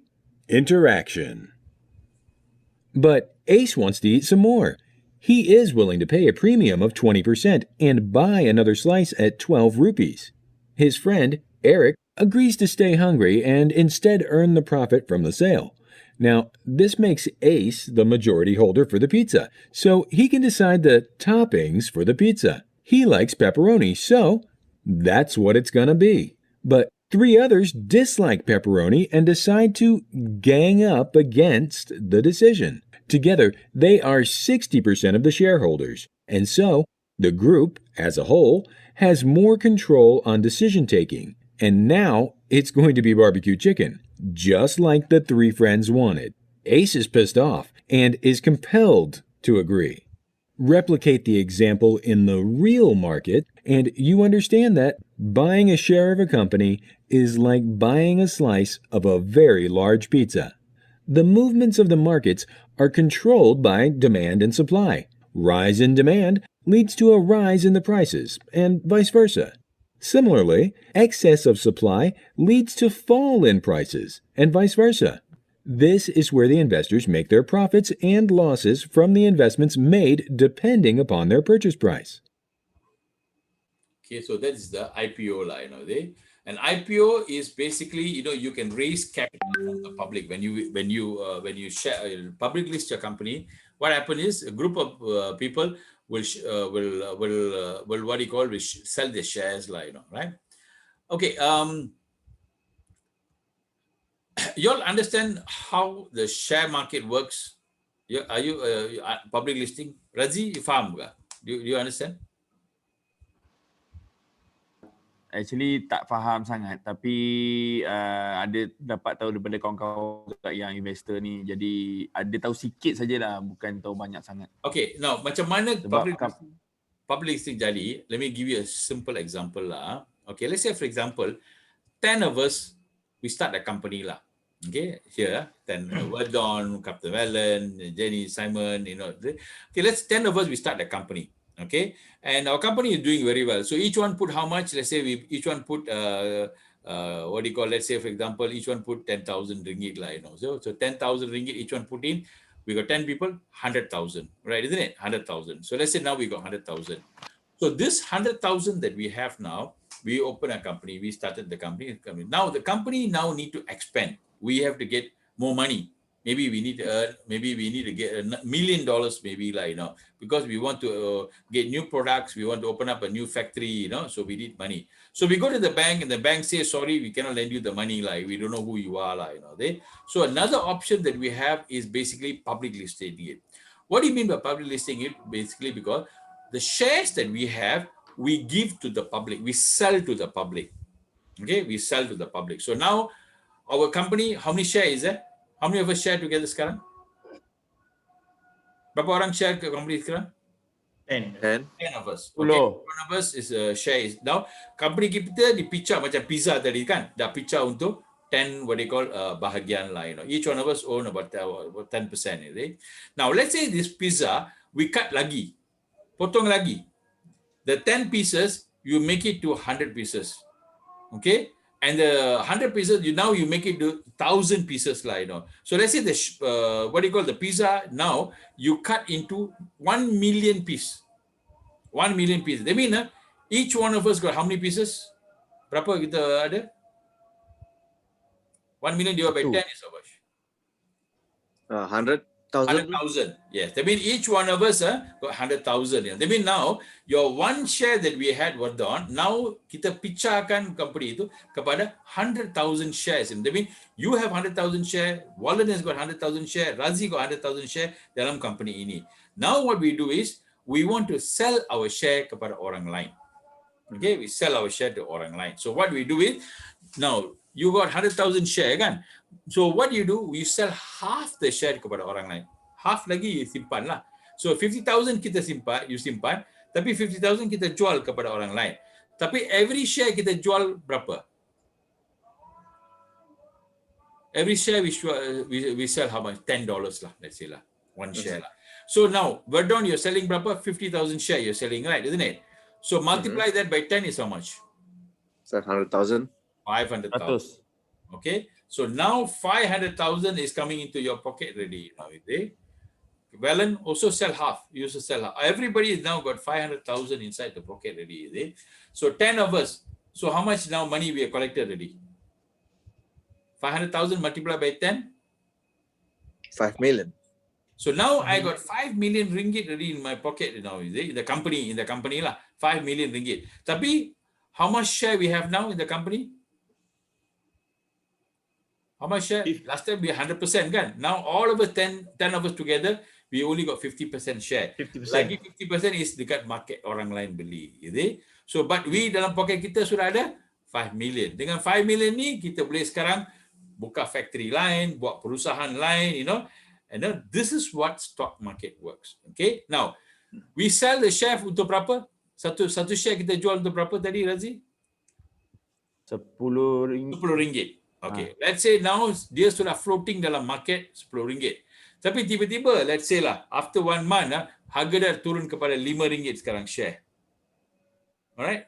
So, let's say kawan saya beli share saya lah, Okay, kawan saya beli share. So, dia beli satu share, you pay 10 ringgit, dia buy. Now is 5 ringgit, dia sudah rugi duit lah, Yes or not? Kalau dia jual, dia akan rugi lah, Now, do I have to pay back the money to the market because dah turun harga dia? Tak payah, itu bergantung pada individu tu dia nak jual atau tidak. Yes, we don't have to pay. The 5 million that we get is our money, because they are investor. They are not, kita tak pinjam duit dari dia. They are investors, So they are like business, Dah turun is your thing lah, But we got the money. This is called public offering. So this is one way where companies can earn money. Are you clear about this? You're clear, Durga? You understand this? Right? How the whole entire IPO works, right? We are in process to. IPO in the world today, largest IPO in the world is Saudi Aramco. On the 6th of December. Sir, in another word, can say that JC joint capital. No, joint capital is different. Joint capital is different. Joint capital means two companies joining together. Here they are buying share. We are giving our share. We are selling our share kepada orang lain. That's what they call difference. It's not joint capital, but we are selling capital. I mean, they are partners with us. All the people who bought our share, they are partners. But of course, they got no controlling rights to the company unless they got big share. They buy big share, then they can sit on the board of director, Kalau dia punya share kecil-kecil itu, dia tak suan lah, Kalau dia big share, then sit in our board of director and they boleh buat, whatever decision, help us on decision and all that lah, right? Before that was Alibaba. Alibaba was listed in the stock market, and that was a huge IPO, $25 billion. Saudi was 25.6 billion, they collected from the market, stock market. Okay. Now bonds are a bit different, Now what we learned about share. Now we're going to look at bonds. What are bonds? Bonds are a common investment. However, to many investors, they remain a mystery. So let's explore what a bond is and how it might benefit your investment portfolio. A bond is simply a loan given to a company or government by an investor. By issuing a bond, a company or government borrows money from investors, who in return are paid interest on the money they've loaned. Companies and governments issue bonds frequently to fund new projects or ongoing expenses. Some investors use bonds in hopes of preserving the money they have, while also generating additional income. Bonds are often viewed as a less risky alternative to stocks and are sometimes used to diversify a portfolio. Consider this example. The city of Fairview wants to build a new baseball stadium, so it decides to issue bonds to raise money. Each bond is a loan for $1,000, which Fairview promises to pay back in 10 years. To make this loan more attractive to investors, Fairview agrees to pay an annual interest rate of 5%, which in the bond world is also known as a coupon rate. An investor buys the bond at face value for $1,000. Now, let's fast forward. Each year, the city of Fairview pays the investor $50. These regular interest rates continue for the length of the bond, which is 10 years. Once the bond reaches maturity, the investor redeems his bond, and Fairview returns his $1,000 principal investment. This bond was a good deal for both the city and our investor. Fairview got the money it needed to build the stadium. The investor received regular interest payments and the return of the original investment. Because a bond offers regularly scheduled payments and the return of invested principal, bonds are often viewed as a more predictable and stable form of investing. Compare regular payments of a bond to the experience of owning a stock. With stocks, profits and losses are driven by market forces and are generally less predictable. Of course, like any investment, bonds are not without risk. One risk that bond investors face is the possibility that the issuer defaults on paying back the principal. This is what is known as default risk. Typically, bonds with higher default risk also come with higher coupon rates. The amount of risk depends mostly on the financial stability of the issuer. For example, most governments are generally considered stable issuers and issue bonds with a relatively low coupon rate. Corporate bonds typically represent a greater risk of default, as companies can and do go bankrupt. That's why corporate bonds often offer a higher coupon rate. Several credit rating agencies assign rankings to different bonds. This can help bond investors to gauge the financial strength of the bond issuer. These ratings agencies often use different criteria for measuring risk. So, it's a good idea to compare ratings when considering a particular bond. And keep in mind, rating agencies aren't always accurate. So be sure to research a bond and its risks thoroughly before investing. Another risk to consider is interest rate risk. This is the risk that interest rates will go up, and any bonds you own will be worth less if sold before the maturity date. After all, when interest rates rise, more investors allocate their money into the new, higher interest rate bonds. If you wanted to unload a low interest rate bond to take advantage of these new rates, you would have to sell your bond at a discount to make it a worthwhile purchase for another investor. Capital preservation and income generation are just two ways bonds might be part of a diversified portfolio. Many investors use a mix of stocks and bonds to pursue their investment goals. And because bonds move differently from stocks, they can help increase or protect portfolio returns. Keep in mind that this discussion showed you one simplified way that investors might use bonds, and only a few of the risks to consider.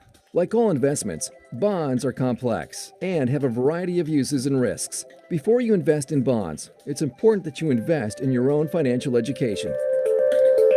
Okay, so basically, we looked at bonds, Bonds are different from shares, Remember, we looked at IPO again.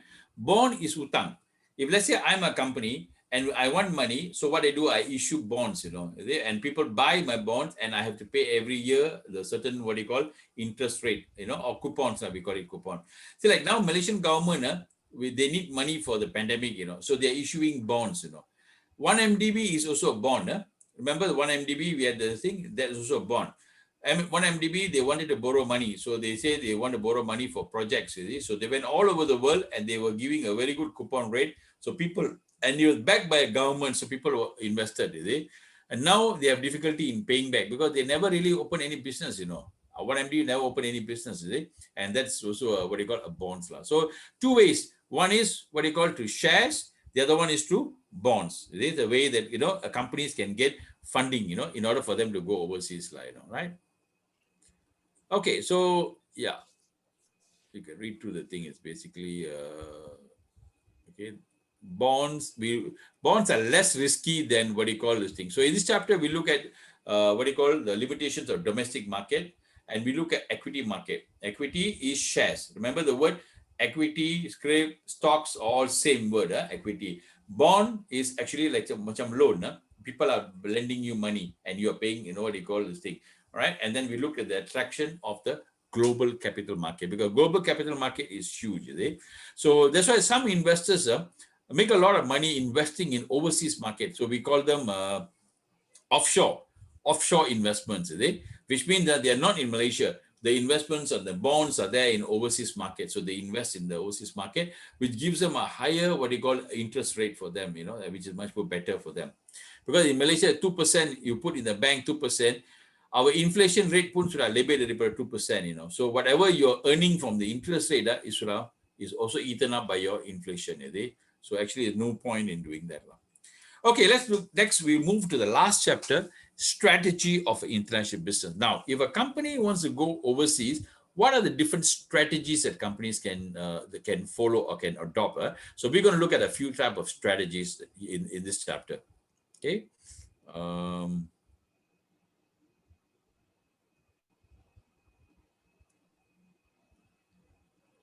Stop share.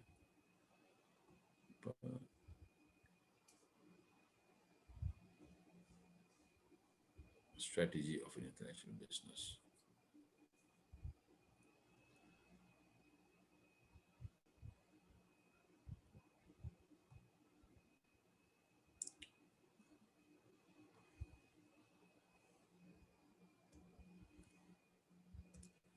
Okay, there you are.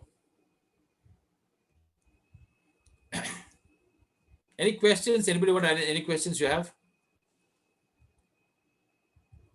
Okay, so in this chapter, it's the final chapter, we're going to look at why company need to expand internationally. Okay, and then we're going to look at the strategy of a firm and different global entry strategy. Now, if a company wants to go overseas, what are the different strategies that they can adopt? Okay, and then we're going to look at something called the EPRG framework, international expansion strategies, different strategies companies can follow, HR policies, and we're going to look at a case study of Starbucks, or maybe, okay, no, instead of Starbucks, we're going to look at McDonald's today. Okay, there's one country, McDonald's cannot expand very fast, you know. Do you know which country here? Which country McDonald's cannot do very well? Cannot grow very well. Every country is growing very well, you know. One country is really have tough for it to grow, you know. Semalam kita cakap India. No, India is okay. India China, is it? It's a problem. Lepas dia tukar menu semua, is okay. Is it China? No, China they're doing well. China okay. China banyak restoran. Tak tahulah, Mr. Franklin. Okay, Vietnam lah. Okay, so we're going to find out why, what happened in Vietnam. Why is it that they are not able to be so this thing lah? So this is our case study that we're going to look at lah. All right. Okay, quickly we'll run through these things. Now, there are two reasons why companies want to go expand, because proactive or reactive. Proactive means they want to make money from their own, they want to improve the market, you know. Reactive is terpaksa. That means, for example, local not growing, so terpaksa we go overseas, or your customer dah pergi overseas, so kita kena ikut juga, alright. So, and then maybe di sini sudah mahal, labor is mahal, everything is mahal. So we go overseas in order for us to get what they call a cheaper labor cost line. So there are two reasons why companies go overseas line, right? Okay, now we're going to look at strategy. Okay, let me jump here now, right? I'll do this later. Wait. Okay, now if a company wants to go overseas, they can adopt different strategies. Okay, so we're going to look at a few types of strategies that the company can follow. Watch this video, and I want you to write down the global entry strategy. Global entry strategies that companies can follow. What are the different strategies?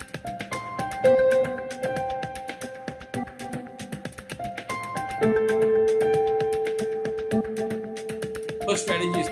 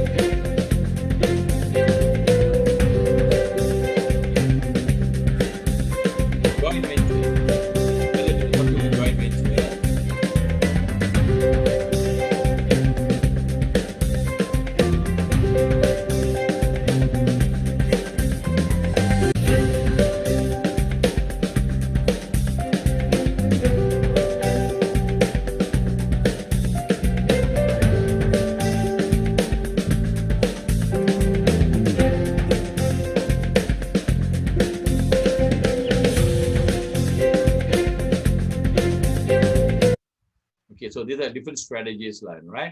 Okay, now exporting is the first and the easiest way. Let's say, for example, if I want to start, for example, when we first started doing work in Indonesia, what we did was first we wanted to explore the potential of the product in the Indonesian market. So what I did is I did exhibitions there, trade exhibitions. I joined.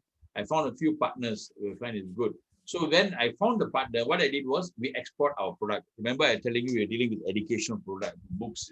So I export our products from here, from Malaysia. We export to India, and then they bought the product, and then they started selling that. But I found that is not so good because why? They were not pushing very hard. They maybe sell 1 month one product, because they have their own product also. So I found that it's not very good.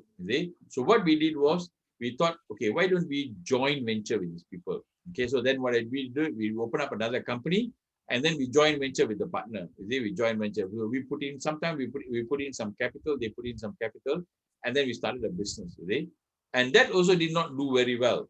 Okay, so what we did, the next step we did was we did open up our own business there. Where we pumped in money there. Remember, I told you we have to rent an office for 2 years. Buy a deposit rental, do a town, and recruit some staff dekat sana, and then we started our business over there. So that's how a progression of a business. Okay, when we enter into a foreign market, the first one is export easiest, because we don't spend a lot of money. We just export to over there, and then they sell the product. Then the joint venture. Joint venture, you need to take out some capital, join together with them and work together. But joint venture sometimes doesn't work, sometimes might work. And the last one is the most expensive way because you are taking out a lot of money, you're investing, and you are paying for the staff, so a whole lot of work has been done. And that is basically the highest. Of course, you have more control over it, over the situation. Now, the advantage and disadvantage of each country are determined by transport costs, trade barrier, political economic risk, and firm strategy. If a country is got political problem or economic risk, which strategy you think you'll follow? Razi, let's say for example, country has got economic problem. Yang strategy mana yang akan ikut?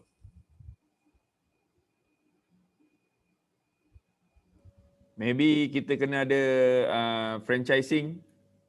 Okay, franchising maybe, because franchising is lesser risk lah, what else way you look, Captain Wallen? If country has got problems lah, Joint venture with the host country. Okay, joint venture or exporting would be the best first lah, exporting is the best. Because like Saudi Arabia and all that, sometimes you have to joint venture with them. Otherwise, you cannot understand their market, You just export to them, they will, sting you, they'll cheat you, sometimes.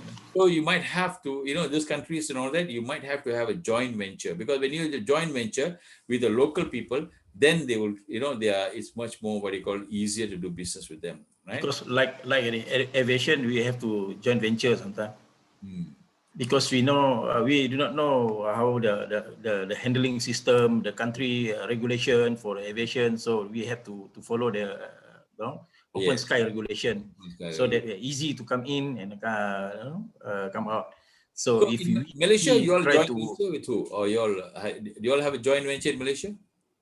In Malaysia, we have to joint venture with using this local, must be use a local company. To get a license for overfly, all these things. Especially if you go through Subang, let's say for example, we have through Sky Park, because they have the code there for the international landing and departure. If not, we cannot go in. Okay, so you have to joint venture with the local partner. Like say in case of Sarawak, they have to use my license to coming in, but we give a portion to our friend in Subang, so on. Okay, all right, that's good. So that's the thing. So if you enter a foreign country, you need to have a thing like franchise, like McDonald's. There you go on a franchise system, which is just easy, easier kind of thing. So in franchise concept, what they have a master franchise. Okay, in every country. Like in Malaysia, the master franchise is the Gerbang. What do you say? The Gerbang. Gerbang Alaf. Gerbang Alaf. They are the master franchise. They hold the master franchise for this country, for Malaysia. And then whatever royalty they get, they have to pay back to US, is it? Where your headquarters is there, they have to pay them back again. Is it? So master franchisee can actually appoint unit franchisee. That means some of your McDonald's is not owned by Gerbang Alaf, it's owned by the franchisee. Kan? Some of it you own, some of it is their sting franchisee is running it like, I think now you got to pay about 5-10 million baru you will dapat franchise like, Many years ago, I inquired, franchise 1 million saja itu dulu, is it? Now I think it's gone up already, like, 1 million you can open up a franchise, a McDonald's franchise, but now I think you need to come up with higher amount, like, all right. So these are the different market entry strategies that companies have used, like, all right. Okay, now there are 4 basic strategies that companies compete in international market: global standardization, localization, transnational, and internalization, internalization strategy. Okay, 4 different kind of strategies companies have: global strategy, transnational strategy.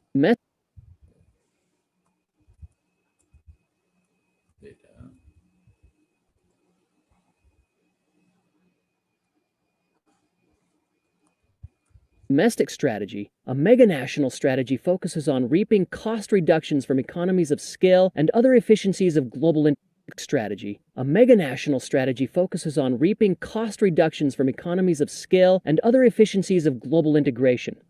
Managers at headquarters create products for a world market, manufacture them on a global scale in a few highly efficient plants, and market them through a few key distribution channels.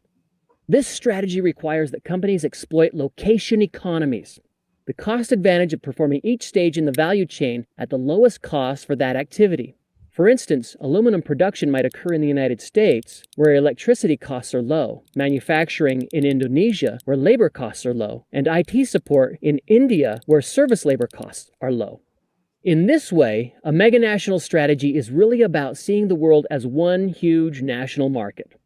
Toyota, Volkswagen, GM, and Ford all engage in a mega-national strategy. These firms source auto components from locations around the world, bring them together in global factories, and then export the finished products all over the world. Few modifications are made to meet local customer needs, other than changing the steering wheel from the left to the right side, depending on each country's local traffic laws. Of course, many Okay, so these are different strategies that companies have. domestic strategies. Okay, so let's move on to global strategy. Okay, I want you to read through this in your slides. Is there in the slides? Okay. Okay, now let's look at the case study of why McDonald's failed in Vietnam. Okay, so let's do this. We end up with a case study, right? Fast food restaurants dominate markets all over the world. Burger King has more than 16,000 locations in over 100 nations, and McDonald's has over 36,000. There's one in a decommissioned airplane in New Zealand, and there's even one in Vatican City. Fast food is a more than $500 billion a year business. But there's one place where these chains can't seem to take off, and that place is Vietnam. Here's why McDonald's and Burger King are failing to find a mass following in Vietnam. There was a lot of hype when McDonald's first opened its doors in Vietnam in 2014. The launch drew crowds of locals who waited hours to get their hands on a Big Mac. But fast forward to today, and the hype has slowed way down. McDonald's, which launched in Vietnam in 2014, has only 17 stores there. And Burger King, which entered the market in 2011, has only 13 as of 2018. Why do you think is a problem? They were launched in 2014, they only got 14 stores only, That's very low, Burger King has only got 13 stores in Vietnam, And Vietnam population, I think, is much, much more. I think about Malaysian population around there, Why do you think is a problem? What do you think is the problem? Why is it they never take off? Let's discuss it. Yes, Simon. The speed of the serving is not as fast as those roadside store, all those vendor around the streets. I'm not sure. You been to Vietnam, is it? Yeah. Yeah. Oh, you find that they are more popular, right? Isn't it? A lot of them are popular, is it? Okay, that's good. Anybody else? Verton, why you think?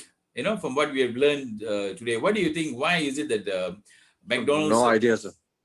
Think. I want you to think. Okay. purpose of our study is to think.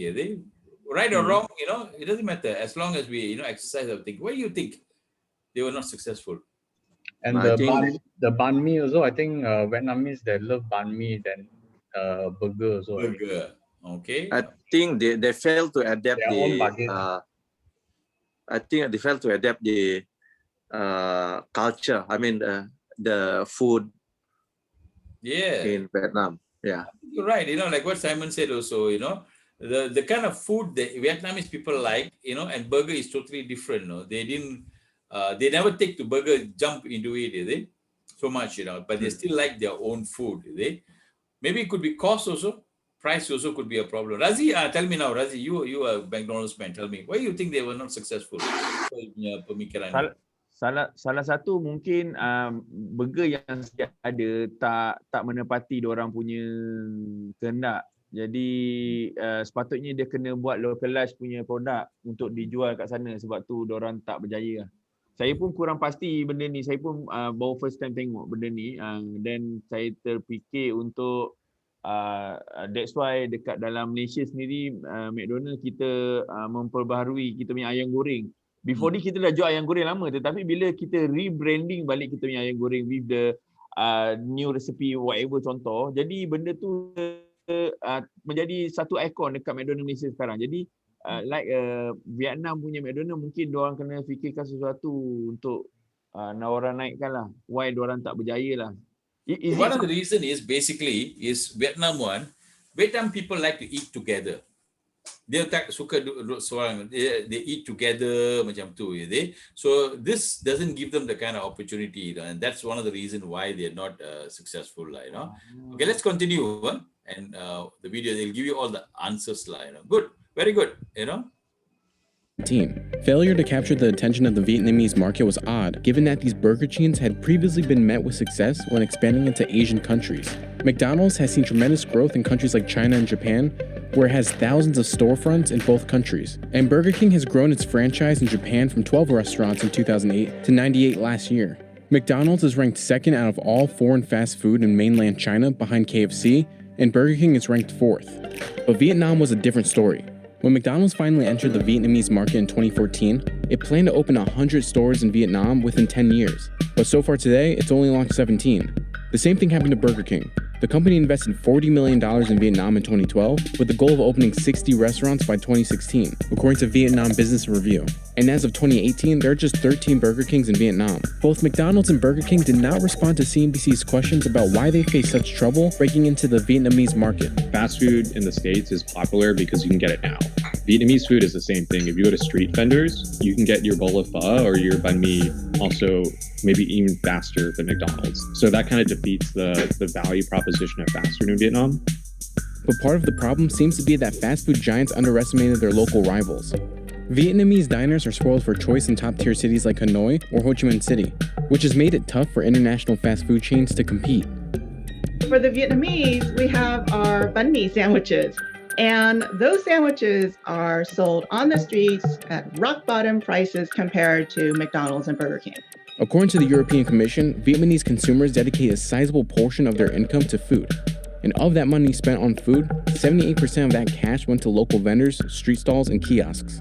Just 1% went toward fast food restaurants in Vietnam. Vietnam's food service sector has over 540,000 outlets. Over 430,000 outlets are local vendors and food kiosks. There's nearly 80,000 full-service Vietnamese restaurants and almost 22,000 local bars and cafes. But as for fast food chains, they account for just over 7,000 outlets in Vietnam. Fast food chains are so outnumbered in Vietnam partly because of the severed diplomatic ties between the US and Vietnam. After the United States withdrew forces from Vietnam following the war in 1973, all diplomatic relations were severed between the two countries in 1975. It wasn't until 1995 that the United States and Vietnam mended fences and opened the door for trade. If you know anything about like the history of Vietnam, like the last 30 to 40 years, there was a lot of growth, but only really in the last 20. A lot of storefronts are literally just people's homes. They'll live upstairs and they'll just convert the downstairs into any sort of street vending option. In 1997, KFC was one of the first American brands to open up shop in Vietnam, but it was entering an already crowded food market. It took 7 years for KFC to open just 10 restaurants. So KFC changed course and updated its menu to better fit local tastes. The brand introduced the KFC chicken rice and the KFC shrimp burger for Vietnamese customers. And today, the company has 130 KFC stores in 21 Vietnamese cities. But the hefty price tag for KFC meals seemed to be worth it for customers. But comparatively high prices weren't unique to KFC. McDonald's and Burger King's prices are also considered to be at a premium compared to local vendors. Local vendors can feed twice as many people as a single meal does at Burger King and McDonald's at half the cost. Average people would pay about $2 to $3 for their lunch. That's about it, and $2 to $3 is quite a lot. Office people, they tend to go out in groups. Then once in a while, they would probably use McDonald's, and then all the other days, it's Vietnamese food on the street. But these high prices are only part of the problem for McDonald's and Burger King. The way food is served in Vietnam has a lot to do with it. When Americans go to a restaurant, they normally find something on the menu that they like and order it for themselves. In Vietnam, it's more of a family-style serving experience. Burgers have a tough sell in Vietnam because they're not really a food you want to share. There are basically two rules. First rule is you need to be able to share the food. Second rule is it needs to be chicken. When you then look at the burgers, it's not chicken, it's not shareable. And I think it's not a cuisine that is exciting to the Vietnamese. And it doesn't look like things will be getting better for fast food chains anytime soon. More Vietnamese customers are retreating from fast food chains each year. Traffic to fast food chains dropped 31% from 2016 to 2018, while visits to street food vendors were up 70% during that 2-year span. So when I look at these American fast food chains, I would divide them into the burgers, the chicken, and the more Italian kitchen. If we start with the Italian kitchen, it's a rather approachable dining experience in many Asian countries because you can share the food. But not all fast food chains have failed to appeal to locals. Just take KFC and Pizza Hut. McDonald's and Burger King make up 2.8% of the total share of foreign fast food chains in Vietnam. But KFC makes up 11.4%, and Pizza Hut makes up 21.3%. McDonald's and Burger King aren't giving up just yet. The companies have made efforts to adapt their menus to reflect the cultural influences of Vietnamese cuisines, like the grilled pork rice with egg from McDonald's and the fish rice combo from Burger King. Experts say that it's going to take a lot more than revamping a menu to compete with so many local foods crowding the market space. With the popularity of fast food in Vietnam on the decline, McDonald's and Burger King have a hard future ahead when it comes to satisfying the Vietnamese tastes. Okay. Interesting, huh? So here we look at what are the things that is a challenge for companies. So when they go overseas, they need to look at the culture of the country, what the food, and then they need to understand that even if they change the menu also may not help, but pizza is working. Why? Why do they like pizza, Because you can share. Pizza can be shared by people, So basically, these are things that companies need to understand, and a big company like McDonald's also is challenged for them to and they like chicken. So KFC is doing well, So maybe what would you do is you would maybe put more of chicken menu rather than burger, put more on the focus on the chicken menu. That would be a kind of a thing, and then maybe have a group like bucket. The KFC got bucket, maybe McDonald's might have to come up with something like that, and then you will find it will slowly climb up. So these are the challenges that companies have. All right. Okay. So So basically, we looked at so in your notes in your slide, the example that I given is Starbucks. So you can go and look at Starbucks. Starbucks is very successful, but in one country they never do well. They fail. Which country you think? Starbucks opened in China, also very successful, but one country they failed. Which country you think it is? Australia, sir. Yes, very good. Australia, Australia, they failed. And this case study will talk about why they failed. What are the things that they did, right? And you can understand from there, right? Okay. Okay. So we have completed the whole entire module. Okay. So now what I will do is I'll go through with the remaining time. We have about 10-15 minutes. I'll go through with you the assignment. Is that okay? All right. So we'll cover the assignment now, all right? Can you access the assignment in your tag yard? Are you able to access it?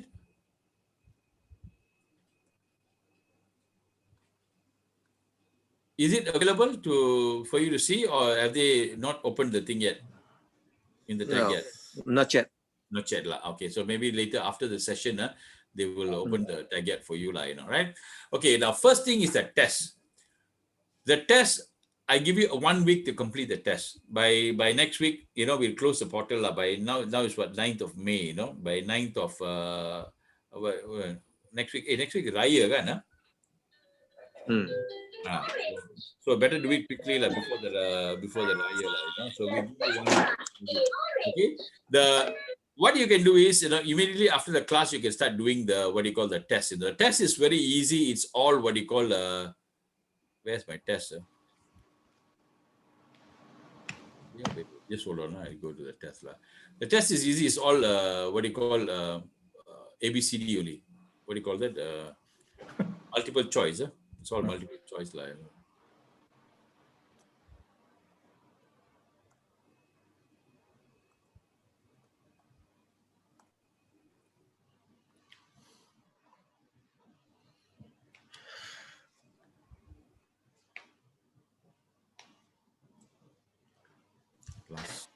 Multiple choice ni yang susah ni. That's why you can actually look the what do you call internet and get the answer. It's okay. All right. Dia betul satu, salah satu jadi kosong. Yeah, that's the thing. You can't get marks lah. That is the problem. But it's quite easy for you. Don't worry. Let me share the screen. Class test. All right. Now, class test is 40 marks. Your assignment is 60 marks. Okay. So this is how the split of the marks is. 60 mark for assignment, 40 mark for class test. Right. So these are the questions for your class test. We have section A and section B. Why is it not moving? Okay. Section A and section B. Section A, I have 20 questions. For example, the merging of historically distinct and separate national market into one huge global marketplace is known as what? Global market facilitation, cross-border trade, supranational globalization of market. All right. So, which of the following is not a factor of production? Remember, we talk about factor of production. What are the 4 factors? Which one is not a factor of production? So, answer is quite simple. All right. Questions like the sourcing of goods and services around the world. What is that called? Which organization responsible for policing the World Trade System? We already studied this, right? Remember the World Trade is one. Which organization takes care of it? Which is not a mode of entry into foreign market? Remember, we saw a different way of entering into foreign market, which is not a method of entering. What is the most common political reason for trade barrier? Remember, we talked about the 7 different ways in which governments can stop trade. What are the different reasons? Okay. In fact, infant industry, strategic trade policy, protect job, protect industries. Which one is the answer? In which type of economy are all productive activity privately owned? Mixed economy, command economy, or representative economy? Which economy is it? Or market economy? Which one is it? Answer. All of the following theory advocated free trade. Remember, we talked about free trade. All right, except which one? AB, mercantilism, comparative advantage, absolute advantage, Hexaolin. Okay. Which factor doesn't affect the currency of a country? Remember, we talked about all these things: supply and demand, economic policy, political situation, legal issues. Which one is the answer? All right. Subsidy is considered this is polycentric. Okay, this one is in the notes. I did not cover this line, but you can go through in your notes. His answer is there, right? Which of the following country outranked in Hofstede dimension? Hong Kong, Greece, United Kingdom, and Sweden. For this, what you need to do, you need to go to the online and check the Hofstede this thing and find out which country is the, thing. Which of the following is the preferential trade agreement in Latin America? AFTA, BRIC, Mercosur, or NAFTA? We also covered this also, AFTA, Mercosur, right? Remember, we looked at that. Okay, now, which was established in the Bretton Woods Agreement? When we talk about Bretton Woods, the IMF, the World Bank, European Exchange System, United Nations, none of the above. Okay, which is not a characteristic of market economy. Remember, we talk about market economy, right? Isn't it? Buyer and seller meeting in the market, prices react, business planning, production, right? So all these are quite simple. Now, country X runs a favorable balance of trade. Favorable means what? They mean the balance of trade is positive, surplus. Which of the following undesirable result will occur?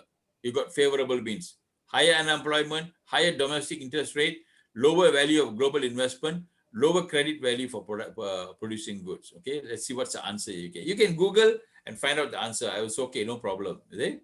Because the reason why I've done it this way is so that you can, whatever I've taught you is you can revise the thing. So, because whatever I taught you, you have forgotten it, Tomorrow you'll lupa sudah, cerita semua dah habis. Then, but if you go through the questions, it'll refresh you back again, right? Okay, then the National Bank of country Y just increased the interest rate by 10 basis points. Which of the following best explain the reason, higher unemployment, country reported higher GDP figure, inflation rising. C.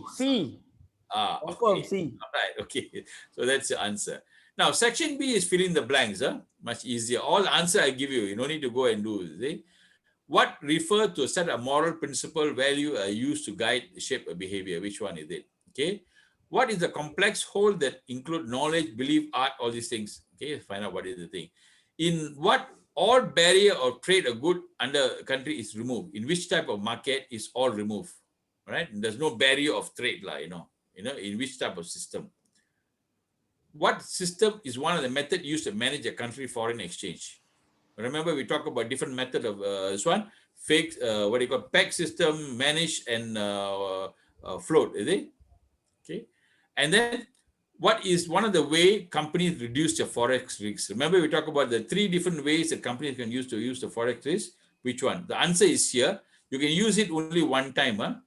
Okay, you can either use it peg, hedge, or is it spot rate, So you can write that one. Okay.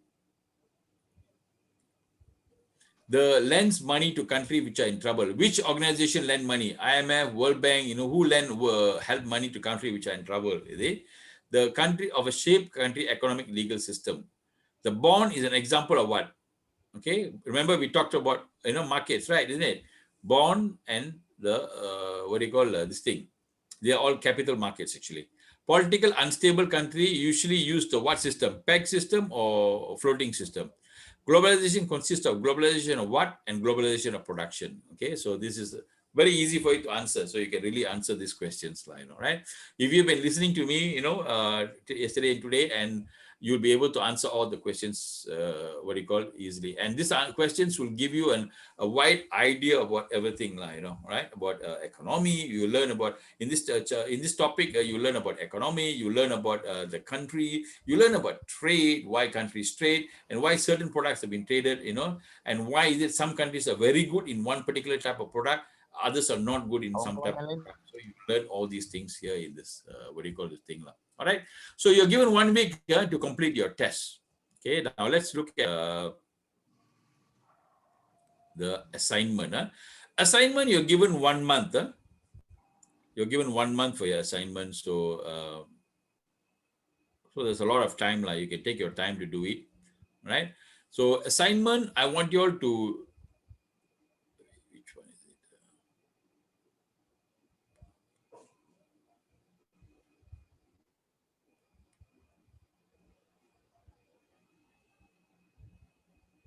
Now, one thing that I find that a lot of you do is just copy and paste.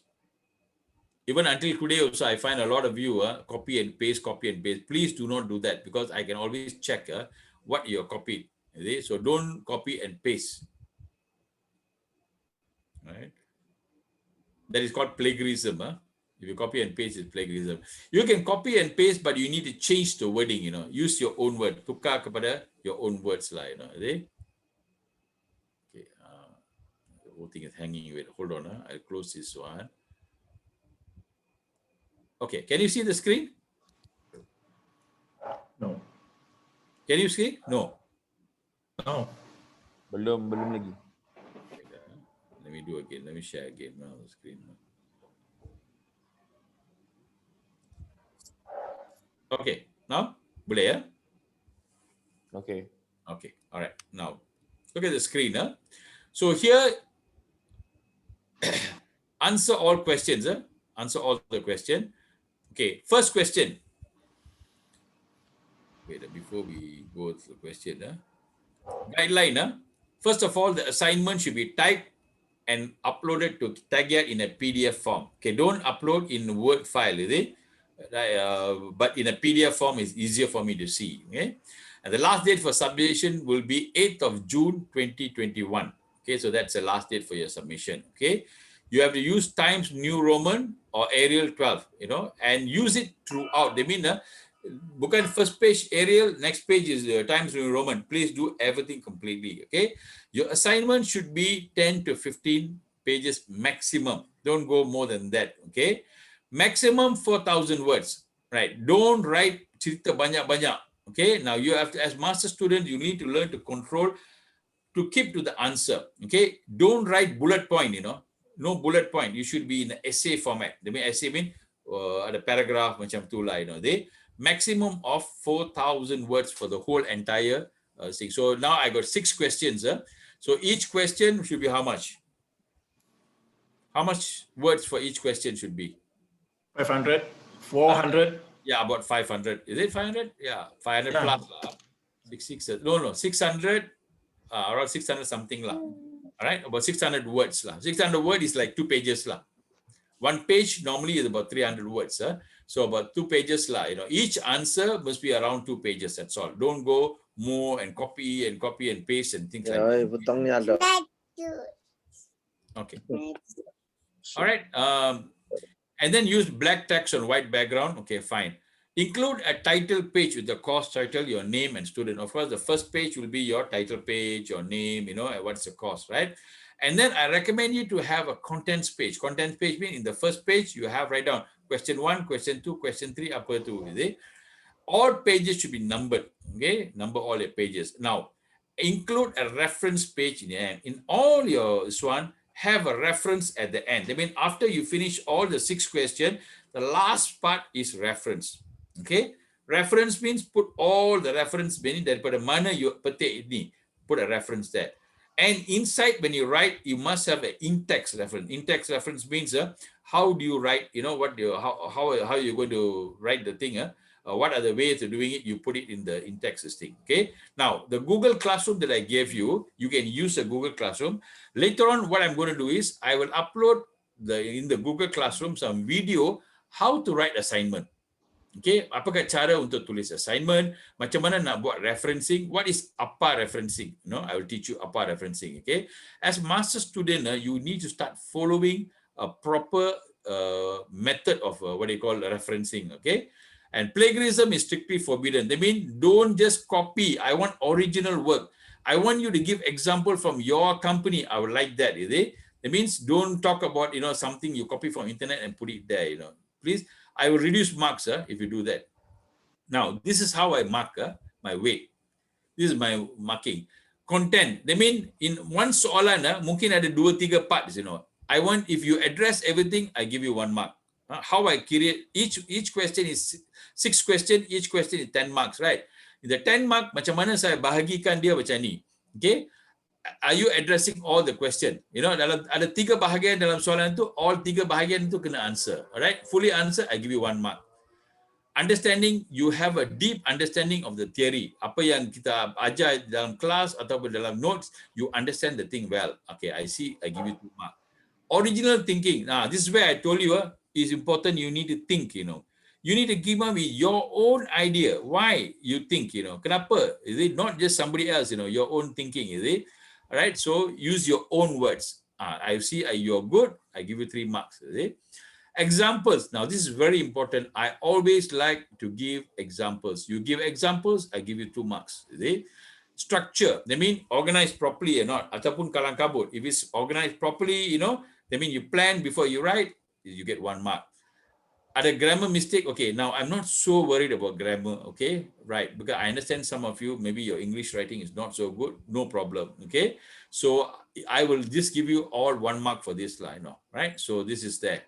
Okay, so I give to you 1 mark for all of you. Okay, so this is how I mark. Now let's quickly run through the questions. Okay, first question: is globalization good or bad?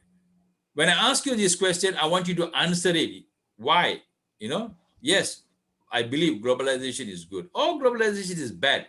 Now, second, evaluate. Okay, nilaikan. the statement using your company as an example. So maybe let's say you take Razi, he take his company and say, why globalization is good, all right? Because of, ideas and, from everything. So talk about it. Give me an example. Now, remember, there's no right or wrong. You can say good, you can say bad. Doesn't matter. You have to explain your position. Why you say like that? Okay, that's what I would like. In which aspect if globalization has a positive, negative effect on your company? I want you to do this. So this question ada 3 bahagian. First is it good or bad? You need to answer that. Second, evaluate the statement, and then third, which aspect has a positive effect. For example, you can say because of the increase in price of petrol in other country, it is affected us. You can say, for example, I cannot get supply of goods now because of the pandemic, and because of this. So globalization, supply chain is all over the world. And because of that, now we cannot get supply of the thing. Maybe you give example from your own company or from some other industry that you can give. I would like to listen to what you say, right? Second, China has a competitive advantage over other countries in the manufacture of lithium-ion battery used in electric car. China has got the highest number of electric cars in the world, right? Even the taxis also running on electric car vehicles, right? Now, explain this using Porter's diamond model, right? Remember, we studied diamond model. I want you to use this to explain. I mean, diamond model are the parts. Use that to explain why China is very good in the manufacture of lithium-ion batteries. They explain that, right? Today, many companies are focusing attention on China and India. Why are these two nations so important for international business? As you know, these two countries are the most populous countries in the world. Okay? So when you talk about consumerism, China and India are the big market. A lot of countries are going into that. So answer this. Each of these are 10 marks, right? Now, question 4, discuss the trade war between China and US. All right, now, remember we study about China and US trade war, right? Isn't it? Okay, I want you to talk about how it started, right? Why it started and what is the problem. Okay, so in this first part of the question, you have to talk about what is a trade war, is it between US and China, how it started, and then you explain about what is happening now at the moment. 3 bahagian dalam this particular part. Second part of the question, how do you think this will affect Malaysia and ASEAN region? Okay, because of the trade war, is it going to affect us? Is it going to be Malaysia going to be better? Why? You tell me, give me an example, is it? Right? Is there any example that Malaysia is going to improve or Vietnam is going to improve because of the trade war?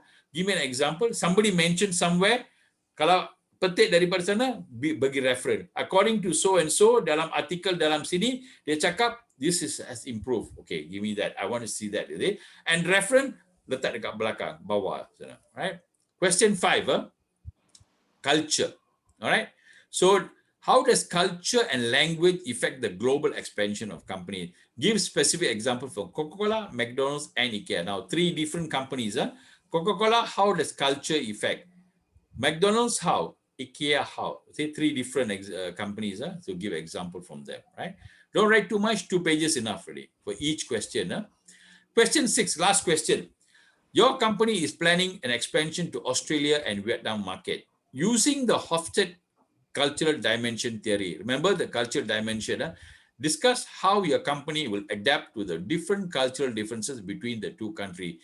Use the chart from here. Now, what you do is you click here, you'll go to the chart. Okay. Once you go to the chart, you key in which one. Okay, you go to the, look at me now, I'm going to the chart. It open the, what do you call this thing, to the thing. Once it's click open, it'll come to the website. Once it comes to the website, you key in the country. Which country is it like, is it? So let's say, for example, now this is the country here, Hofstede country. Compare the country.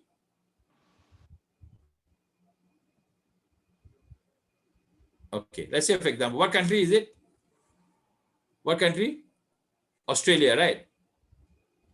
Okay, and Vietnam. You can't see the screen, is it? Yeah, we cannot see the screen. Because I moved to, just hold on. Screen now.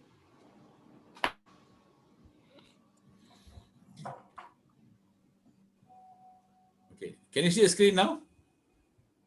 All right. So this is, you can see the website, Offset Insights. Can, huh? Yes. Yes or no? Yes. Boleh, ya?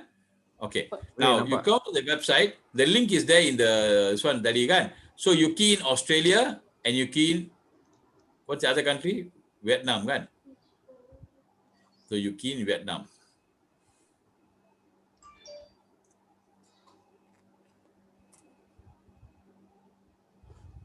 Okay, now this is the comparison, Australia and Vietnam.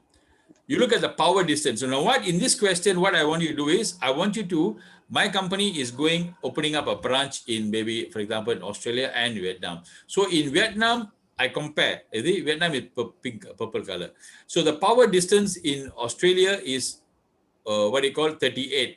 But in Vietnam is 70. That means there's a lot of difference between the boss and the worker here. But here is lesser. So you explain in that way. Individualism and what you call is that. So Australia is an individualist society. They're more onto individual. Okay, here is less individual. They're more group, So if I want to do a business there, I need to give incentive to group. I need to put more on the group effort. Here, I need to put on individual effort. For example, my company, I want to open up a sales office in Australia. I want to open up a sales office in Vietnam. If I go to Vietnam, incentive yang saya bagi mesti group incentive, baru successful. But if I go to Australia, group incentive won't work. I have to give what? Individual incentive. So this is how. So looking at the Hofstede's what you call dimensions, I can actually understand how can I run the business there? Because I analyze the thing. Masculinity and femininity, male and female. I can recruit female and male more, in Australia, no problem. But here I have to have more male because they look, the difference is quite distinct. Uncertainty avoidance, long-term orientation. Long-term orientation means they think of long-term. Australia is not long-term. They enjoy hari ini belanja. So if you go to Australia, every week, Friday, semua orang dalam pub. Ada tengok kah? Have you been to Australia? Wellen, have you been to Australia, right? Isn't it? Oh, Wellen. Yes, sir. Friday, everybody in the pub, isn't it? Betul kah? Friday is happy hour day. Happy hour day. And dia dapat gaji every week, Friday dapat yes, correct. Monday bankrupt. Yeah. Monday tak ada duit, Okay, so that is how they live. Australian people, cara dia orang live is macam itu, But if you look at Vietnam people, they save a lot, So this is long-term oriented, This is what? They're not long-term, they think about long-term here. Here, they don't think of a long-term, they enjoy saja, Australia, enjoy, indulgent means they enjoy. Hari ni, beli sekarang, I tak nak tunggu lama, I want to buy, I buy now, credit, I buy in credit, In New Zealand, countries like New Zealand and all that, you buy something in credit. For example, you buy a TV, you can buy in credit. And you don't need to pay installment until 2 years later baru bayar. Ada macam tu ke? Boleh ke macam tu?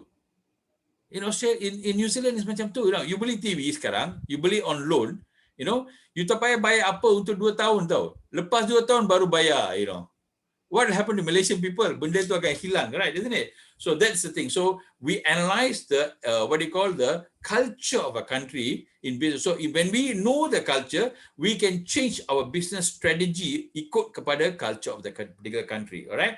So this is what I want you to do in this this assignment.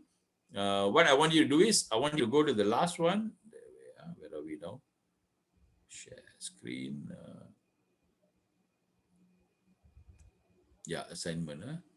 Okay, in the last question, you go to the thing and then if you can put the chart, boleh juga bagus, or if you don't, you explain because so much what I should do, So now your company is planning to expand to Australia market.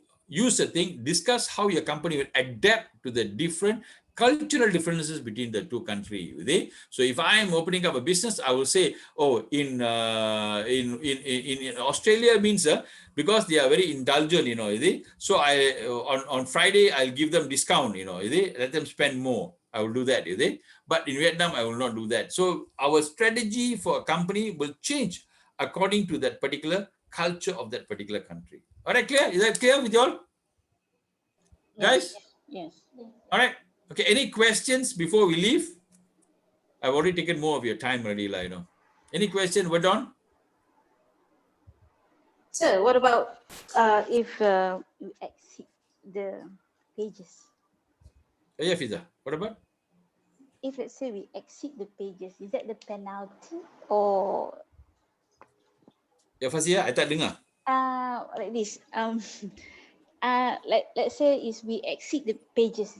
You said it's now is 17 pages, right? So exceeds actually 20. Try not to do that. I will not penalize you now, but try not to do that, because it is as a master student, when you write articles, you need to control your what do you call this thing. This is where the skill is lah. Because you cannot copy and paste, one question 10 pages also got, you know, people, because they just copy and paste. They don't know what they like copy also. Dia pun tak tahu apa yang dia copy. So what I want you to do is, why we restrict you is, whatever you copy, you write in your own words, you know. Then you can control your number of words. That's the reason why they give you a control a number of words and number of pages, you know, right? I will not penalize you, but I appreciate you will try to learn to do this, you know, right? Then you will become more what you call efficient when you write. Thank you, sir. Okay. All right. Thank you. Any other questions? Sir, I have a question. Yes. The company that we need to include in the assignment, is it have to be the company that we work currently, or we can create the company ourselves? Okay. Now, if you don't want to use your company, because sometimes it could be maybe due to sensitive privacy issue or whatever kind of thing, like, you know, some companies are very insisting on that. You can choose any other company, no problem, no issue with that line. Okay, but good if you use, but you give example from that particular company line, right? So, for example, if you're talking about globalization, okay, that one you can use your company also can, because you can say, because of globalization, we actually now got customers all over the world. You know, are you regional? You have branches other country also got? Yes. So that's because of globalization, is it? So you can now reach, I think you have branches in other country also, if I'm not mistaken, you know, is it? So you can see, because globalization has helped me in this way, you can give example. So benda macam tu is no need to worry about any secret. Is there in the internet pun sudah ada, kan, is it? So things like that you can use like example. But certain deeper things, maybe you don't have to, but actually you don't have to give a lot of examples. Like your company, for example, you talk about the macro kiosk is expanding to Australia, is it? What you need to do, is it? You can be your own idea. You don't have to, you know, say it can be your own business idea, you know, your idea, you know, if you go to Vietnamese market, how can I, what do you think you should do, you know? All right. So you can work on that way, you know. All right. Okay. Jenny, answer your question? Yes, thank you. Okay, so no problem. If you all have any doubt, you can always WhatsApp me at any time. You all have my number, right? Isn't it? So you all can WhatsApp me, and I will, you know, respond to you within a short period of time, lah. All right. Okay, right. So so how was your session yesterday and today? Was it okay? Good? Did you learn something? Yes, we learned. Thank you so much, sir. Pardon? Yes, we learned it. Thank you very much. So I'm sure there are a lot of things for you all to cover. Maybe all of you on your mic, so all your cameras, so I can take a picture, like, you know, is it? Doctor, can you forward this question for test in the? Okay, the test question and this one I'll forward. I put it in the. I'll send it to you by WhatsApp. Is it okay? Thank you. I can even put it in the group. Sorry. Maybe I can put it in this one also lah. Google Classroom. And also the video. Yeah, the video. Today's video, whatever I recorded, you know, I will also put it into the what do you call the Google Classroom lah. Right? So you can link and then you can watch the video if at all you want to go back and refresh. Because I think some of the thing, maybe when I'm explaining to you, probably you're not able to understand, you know, you couldn't remember, you know, is it? Once you able to do this, then when you listen back, then it'll be good lah. All right. So can all of you, Durga, get on your camera? I can't see you.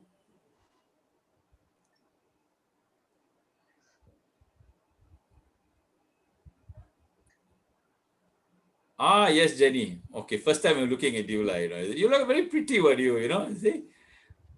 Simon is the first time I'm seeing you also. Okay, guys, I had a good time teaching all of you. We are the smallest group that I had, and I really had a good time, right? Hope to see you all again soon in some other classes, right? Okay, bye-bye. Bye, sir. Thank you, sir. Thank you, sir. Thank you, sir. See you. Feel free to send me any information or any question that you have, all right? All right. Okay. See you. Bye. Razi.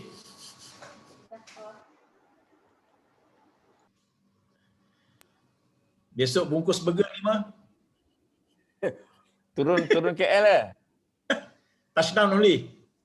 Alah, touchdown saja. Macam mana nak belanja?